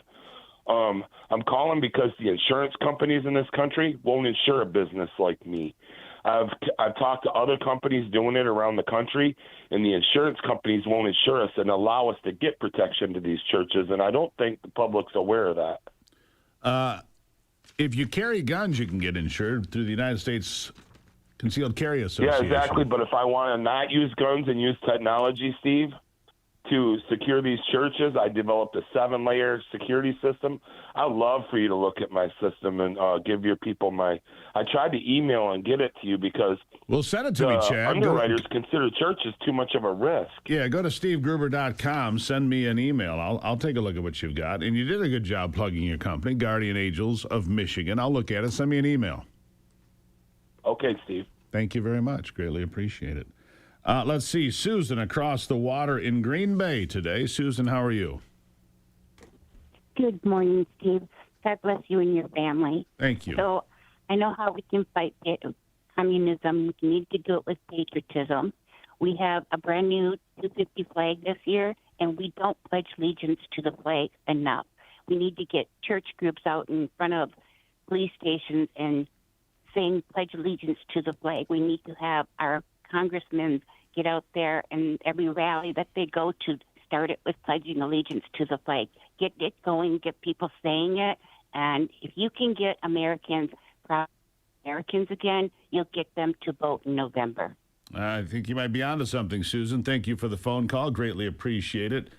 In the song One Nation, which is available on all streaming platforms from Steve Gruber and the Freedom Project, you can hear the Pledge of Allegiance with a musical background. It's being used in a number of places. I was called and asked permission to use it at a rodeo coming up this weekend. I said, of course. You want to use the song for something important, you can use it. One Nation, Steve Gruber and the Freedom Project on all streaming platforms, iTunes, Apple, Spotify, whatever. You can go find it. Let's go to Jimmy in Oklahoma. Jimmy, how are you? Pretty good. How are you doing today? I'm good. What's on I your just mind? wanted to call up. Well, I wanted to call about. I don't know if a lot of people know that all these prisoners being released that are sexual offenders, murderers, and all that, they have ailments or whatnot. My wife's a nurse. She goes around traveling to nursing homes. Right. They're being released into these nursing homes. Why would that be? You tell me. Yeah. And they're being released to be taken care of in these nursing homes. And most of these nursing homes are owned by people that live outside our country. Mm-hmm. A lot of truth to that, too. That's interesting, Jimmy. I'm going to have to dig into that. That is really interesting. Thank you for the tip. Yeah. Greatly appreciate it. Scary. Scary to say the least, yeah. Thank you for the tip. Greatly appreciate it. We'll dig into it at Michigan News Source and elsewhere. Dumbest thing I've heard all week. I mean, there's always a competition, but we'll go to bite number one here. Jocelyn Benson, running for governor in Michigan, in an interview this week, was asked about the tax rates in Michigan. She's running for governor. Asked about what are the tax rates in Michigan. Listen. What's the state tax rate in Michigan? Well, we have a sales tax of 6%. We have a very low income tax, and then we have what is another, the state income tax? I'm not sure off the top of my head, but we have. But I do think we need to re-examine our entire tax code. We do have, for example. She's running for governor, and she makes so damn much money doing whatever it is she does. Doesn't even know what the income tax is. Doesn't care. Doesn't care what you pay in income tax. It's 4.25%, Jocelyn. Everybody knows the income tax, for the love of Pete. It's the dumbest thing I've heard. I don't know. No idea. You want to talk about affordability. You want to complain about the cost of everything, and you don't know what the tax rate is? Are you kidding me? Are you kidding me? That's somebody running for governor as a Democrat. Oh, we want to save the average person money. We want affordability. I have no idea what they pay in taxes. No idea what they pay in taxes. Nimrod, dimwit, and other colorful terms I can't use. Exactly. Back after this.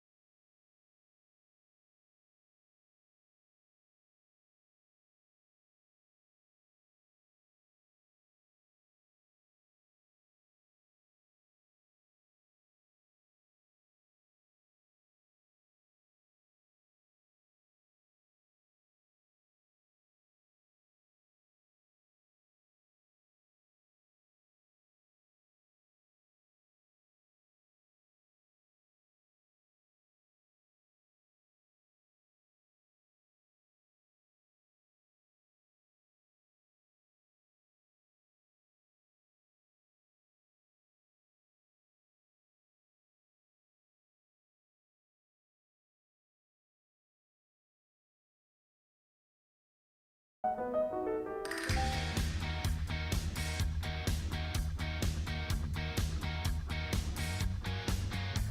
there have been a lot of wins in the world of gun control for those that are believers in the Second Amendment, people like myself, and probably you. But a case out of Texas is a little bit sideways, to say the least, so I had to call the best-looking, most accomplished, most talented lawyer in the history of lawyers to join me on the program. It's Steve Doolin, everybody. There he is. Good morning, Gruber. Doolin? All right, so this Texas case, look, I missed it in the headlines because if you may have noticed, there's a lot going on. So bring us up to speed.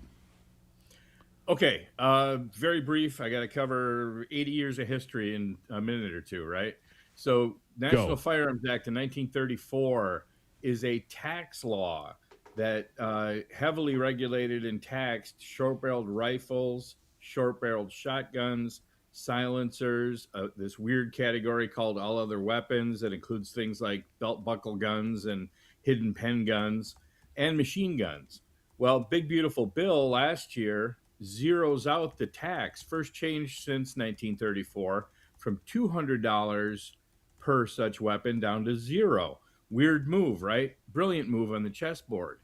Because it turns out, as a lot of us noticed, how can we have a tax with no tax? Well, that argument was made in a federal court in Texas and succeeded. So the federal judge down there said, you know, you're right. It's not a tax, and this is clearly a tax law.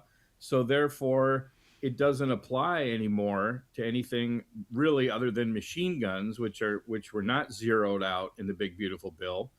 So now we've got really a bunch of confusion happening right now because the National Firearms Act of 1934 is followed by the Gun Control Act of 1968 and interacts with a bunch of state laws, including where I'm sitting right now, which is Michigan.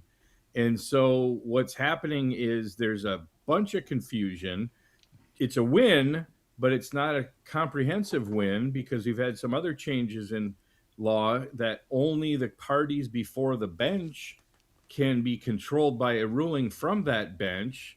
And that was a good change because, as you remember, we had some rogue federal judges trying to shut down entire challenges to federal law, or they were trying to block President Trump from accomplishing his goals from one little bench in a place like Hawaii or somewhere else in one of the districts in federal court. So the parties before the bench in this case were some gun rights groups, including Gunners of America and some others, and a few states, including Texas. And we've got part of a law being overturned. So there's a lot of confusion. The details are this. In states like Michigan, where I'm sitting, we've got state laws that incorporate federal law. So you can have a short-barreled rifle, for example, in Michigan only if it is registered under federal law, but arguably we've got an almost wipeout of federal law registration for those short-barreled rifles. So it might be really a challenge to figure out how to do this. So for a lot of states, nothing changes. For some other states, they don't have to register their short-barreled rifle, short-barreled shotgun anymore, which, by the way, was a ridiculous law. I've been teaching this for a couple of decades now and trying to explain to law students why it's a 10-year felony if your shotgun barrel is 17 and a half inches long, but if it's 18 and a quarter inches long, it's perfectly fine. So the difference on the measuring tape, it goes from legal to 10-year felony. Law students just stare at me like I'm crazy, but that's the fact, actually. So we've got progress being made on the Second Amendment front in this federal case in Texas, but we've got a lot of confusion happening also because there's also a federal law from 1968 called Gun Control Act that says that you can't transport or possess a short-barreled rifle or a short-barreled shotgun unless it's with permission of the Attorney General, essentially. I think I'm paraphrasing the statute slightly, and that needs to be resolved. The dealers are still regulated. The manufacturers are still regulated. So nothing changes in a lot of states, but a lot changes for some people in some states. That's the wrap up on that one. I think I have a headache. Yeah. Yeah.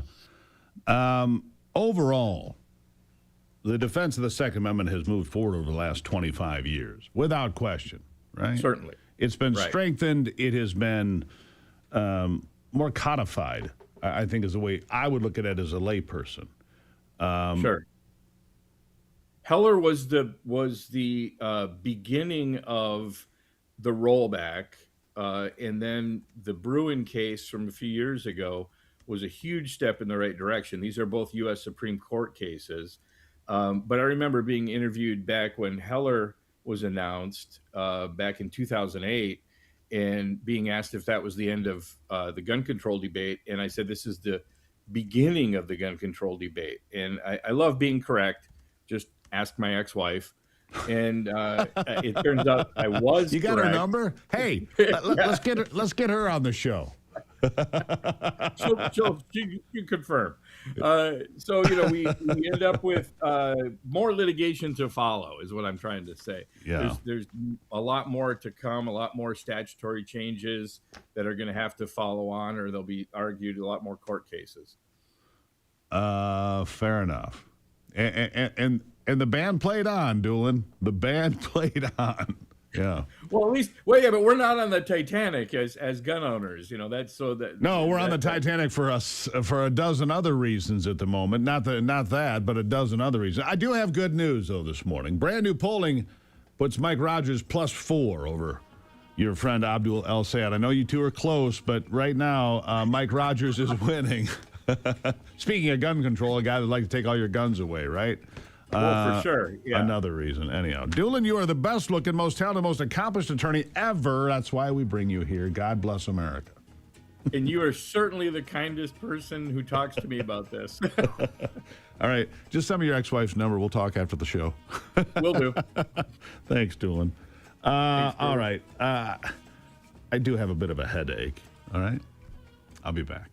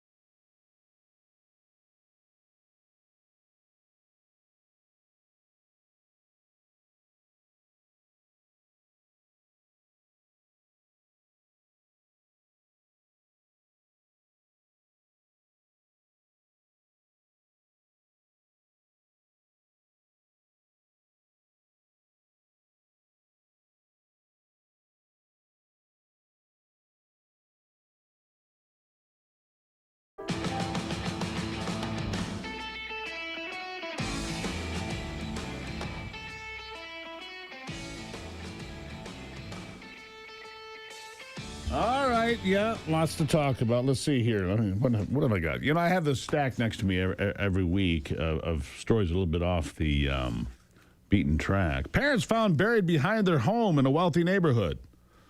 Police looking for their son. Yeah, go figure. I get a lot of inheritance. Yeah, guess not. Where was this? Litchfield Park, Arizona. Matthew Flores is the suspect, 27 years old. They found his parents buried in the backyard. They were missing for a while, and then, well, they weren't. What else do I have here? I mean, there's so much going on. You just dig through all this stuff, and there's just piles of stuff. Honestly, some days I think this show should be 6 hours long just to get to all the stuff we need to get to. Donald Trump's going to rally in New York with police. Anthony said he wanted to go, but he can't quite get there. Right? That's what's happening. He's rallying with police in New York. The president's going to be there, right? Yep. I'm trying to get my girlfriend's going to New York today. I'm trying to get her to take her mother. Yeah, good luck with that. Inside information. Mom probably doesn't want to go see Donald Trump. We'll just leave it that way, right? Not. Probably not. Anthony, you instigator.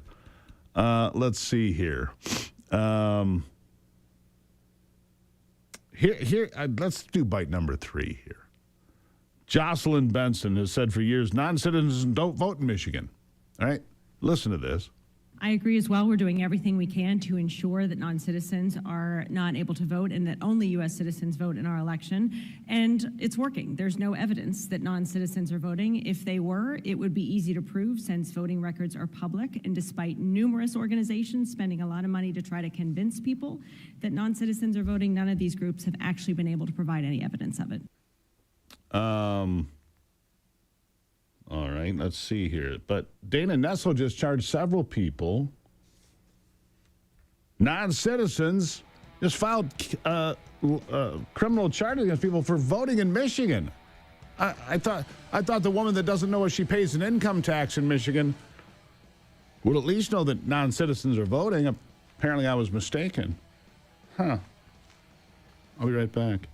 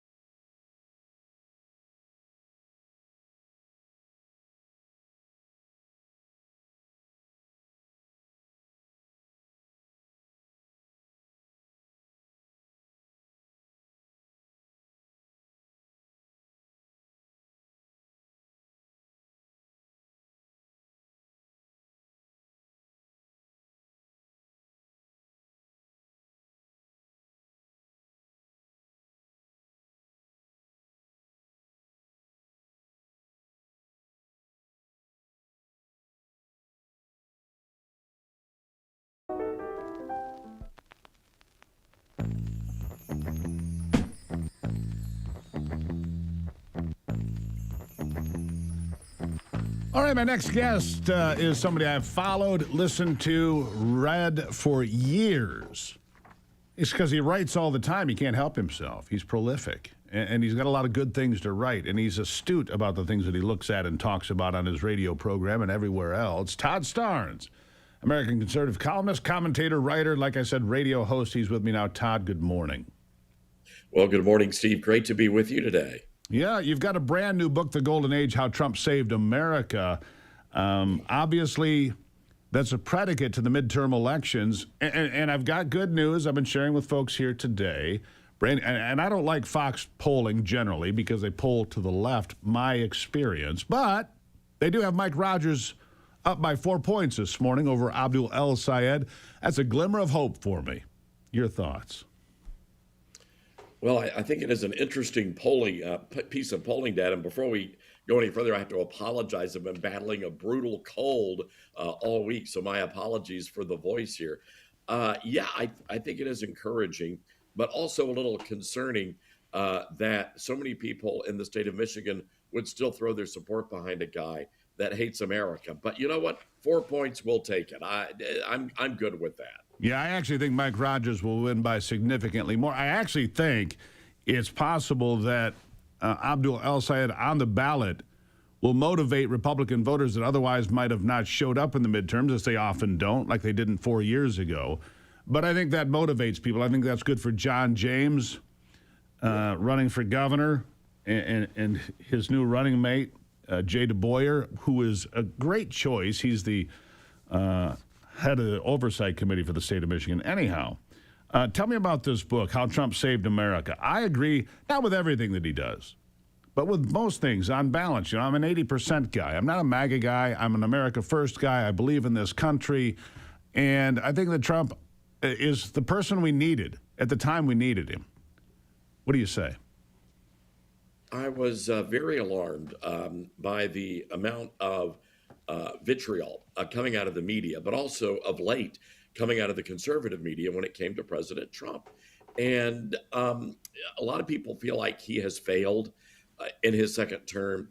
And so I wanted to go back and take a look. And that's exactly what we did in the book. We took a look at all of the promises he made on the campaign trail and whether or not he delivered on those promises. And sure enough, he has delivered on most of the promises he made on the campaign trail. And so I wrote the book explaining how President Trump saved America's military. He saved our schools. He saved our churches. And he saved common sense in America, among other things. And it was a fun book to write. I had a chance to interview the president for the book.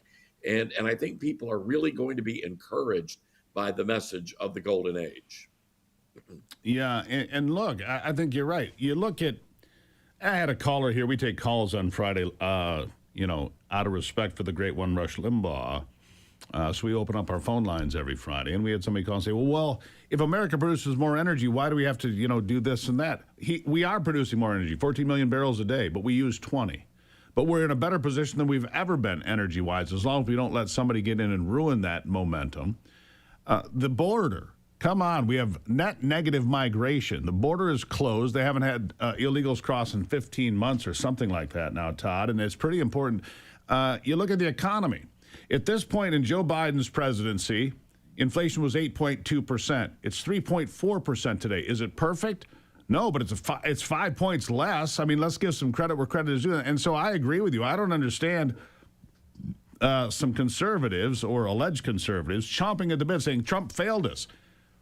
What did he fail on? On the big promises, where did he come up short? Well, I think a lot of this is also looking ahead beyond 2028. People are beginning to break with Trump. They're beginning to carve their own path. I think that's a mistake because we still have a lot of work to do. There's still a lot to accomplish with the agenda. I'm with you. Not everything has been accomplished, but enough has that we can say this president has been a success. And that was really why I wanted to write The Golden Age, was to celebrate those accomplishments, but also warn Americans we've got a lot of work to do moving down the road. There's no question. So, you look at 2028. So far, you've had, I don't know, probably a 10 or 12 seat advantage from redistricting in favor of the Republicans, who finally decided to do what the Democrats have done for years. Then you've got the census coming up in 2030 that'll swing more seats to the Republicans because of the expansion in Texas and Tennessee and Florida and elsewhere. If we can get through this next 5 years, Todd, we're going to be in a far better position. But that's 5 years in politics and idiocy like Mamdani or what's happened in Minnesota or El Sayed or whatever it might be. Can we get there? I think so. One of the big issues for me has been our nation's education system. We have got to abolish the Department of Education. We have got to send education back to the states and local communities. And if we don't do that, then we could lose the republic. And I say that because when you look at all of the radical ideology from socialism all the way to race and gender, that's all coming out of our nation's education system. So one of the reasons I wrote The Golden Age was to remind people that we still have work to do. And we've got to really push the president to follow through on that campaign promise, abolish, dismantle the Department of Education, and get all of that back to the local communities. Let me ask you this, Todd, because you've done this forever. And I really appreciate you showing up even when you don't feel great. It says a lot about your work ethic. But communist China, communism here at home, the rise of Islam, and of course the deep state stuff that John Solomon keeps exposing on an almost daily basis. These are all threats to the republic, and they're all significant threats to the republic, aren't they? Well, they are, and I talk about that in depth in The Golden Age. This is, again, the enemy is now within. We have imported a lot of the enemy. Do not underestimate the danger of the rise of radical Islam in this country. It is not a religion. It is a political ideology. And the accommodations being made to the Islamists should frighten every Christian, every Jew, and every gay person in America. And I say that because they will be coming for all three of those demographics if they ever gain control of America. And that is their ultimate goal, to conquer America. And it's a warning for Americans that I write about in the book. I've got a lot more to say about it, maybe in a future book. But right now, not only do we celebrate, but we also cast an eye to the future. Yeah. The cover of the book, people are very excited about it. It looks like The Great Gatsby, the Roaring 20s. Nice. But the problem is the Roaring 20s gave way to the Great Depression. Sure did. So the lesson here is that we've got to take a stand. We've got to keep our eye on the prize, which is freedom and liberty in America. And if we don't, we could lose the republic. And there's the book on screen for all to see. It's a beautiful book. There you go. The Golden Age, How Trump Saved America by Todd Starnes. Todd, go feel better, would you please, and have a good weekend. Thank you very much. Really appreciate you. I've read his work for years, listened to him on the radio. Smart man. Get the book, The Golden Age. Back with Ivy after this.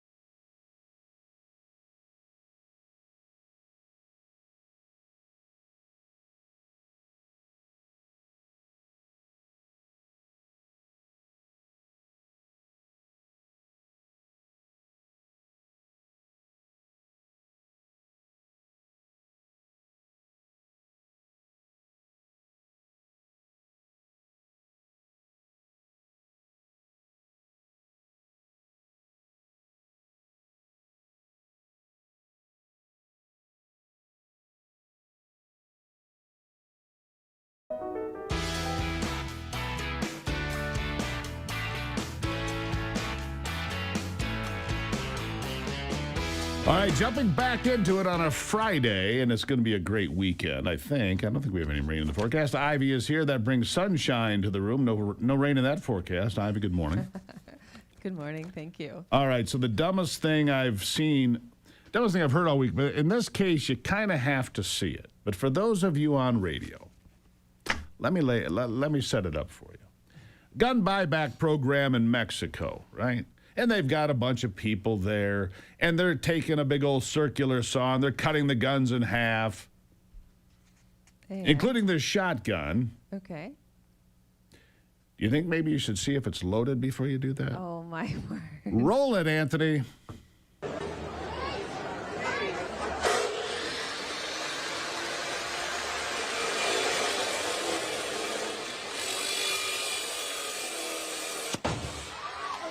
Oh. You mean if you try to saw a shotgun in half that's loaded, it'll go off and shoot people in the crowd? Apparently. Yikes. Good grief. This is just... So what was the point of all that anyways?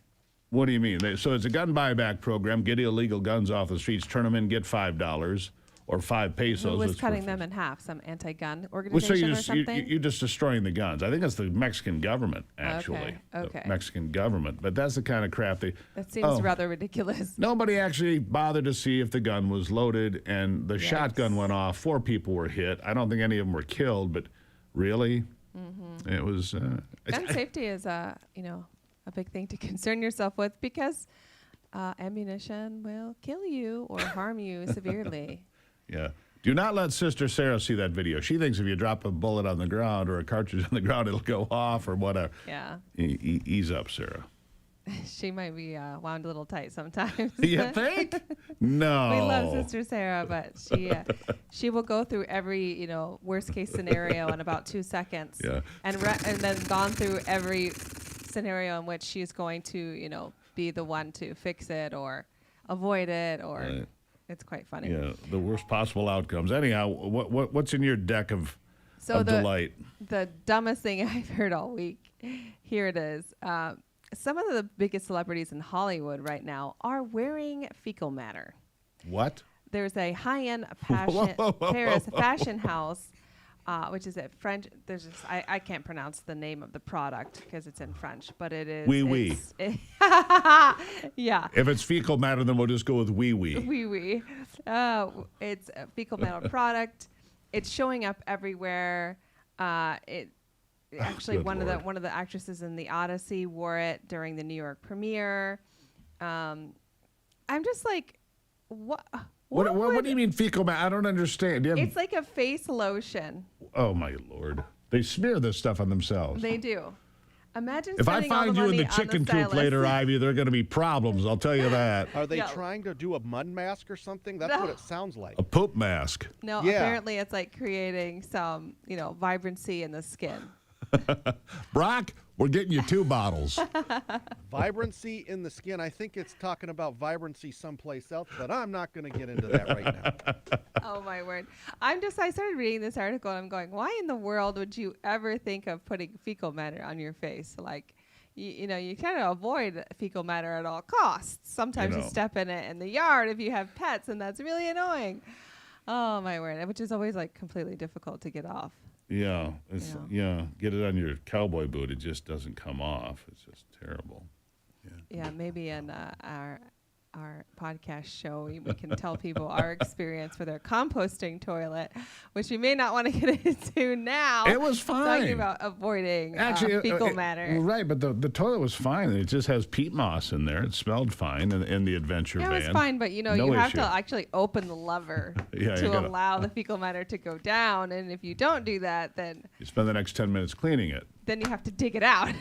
Well, when we get to April, when people spread manure on their farm crops and everything like that, they can use that for something else. Yeah, people can do face plant in it, Brock. There you go. Let the record show you said that, not me. Right.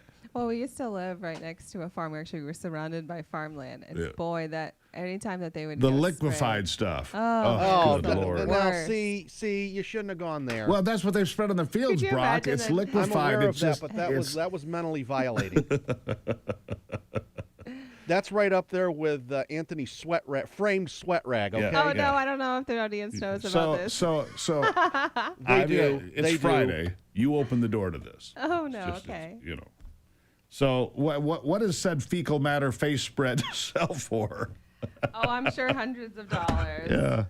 You could smear it on your face for a few $100s. Not something I would be into, and not something I'd be buying for you either, by the way. That's good to know. I appreciate that. We get into enough crap on our own. I don't need to, intentionally put it on my face. Anyhow, what else you got? Good Lord, I don't know if we recover from that one. I know. Honestly, that's all I had for today. But, That's it?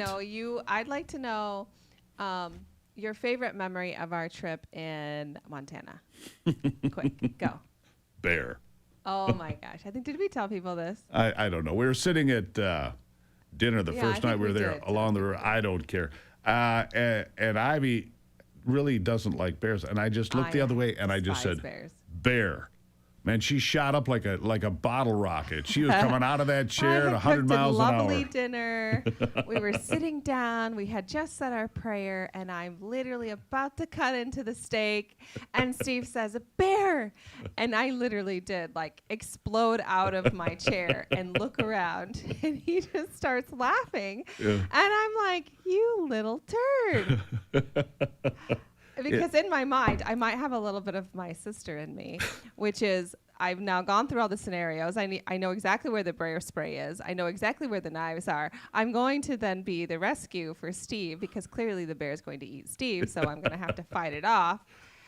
See, these are the scenarios that go through my mind. Well, Ivy, we've been talking about crap the last few minutes. It would be fitting that you said the word turd. Yes, if there was a bear. Yeah, I was. Happen. Boy, we had belly laughs over that one. Anyhow, that's my favorite memory, and the rest of it was great, but, that one I'll never forget, ever. Nor will I. Thank you. Oh, you're welcome. Anytime I can help. I love you. Love you, too. We'll take a break and have final thoughts after this.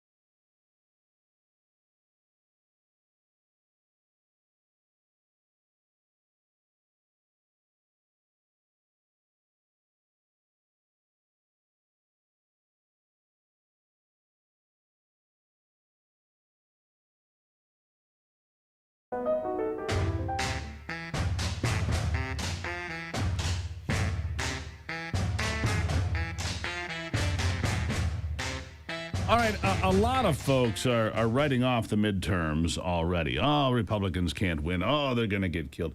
You know, I'm not in that camp. I'm not. I think that they've put up a really bad candidate for Senate in the state of Minnesota. I think they've put up a really bad candidate for Senate in Michigan. I think that they put up a really bad candidate for Senate in Texas and Maine. I mean, the Democrats are stealing a page from the Republican playbook. Take a winnable race, put up a very defective candidate, for whatever reason you think. Maybe it's communism. Maybe it's previous behavior. Maybe it's calling the Bible propaganda, whatever it is. Put up a really defective candidate for the electorate. I mean, calling the Bible propaganda might work in Massachusetts or Connecticut. It's not going to work in Texas. Put up a guy who's married to his second cousin, like the guy in Maine, who apparently had a propensity for bar fights, apparently. You know, put him up to replace the guy with a Nazi tattoo.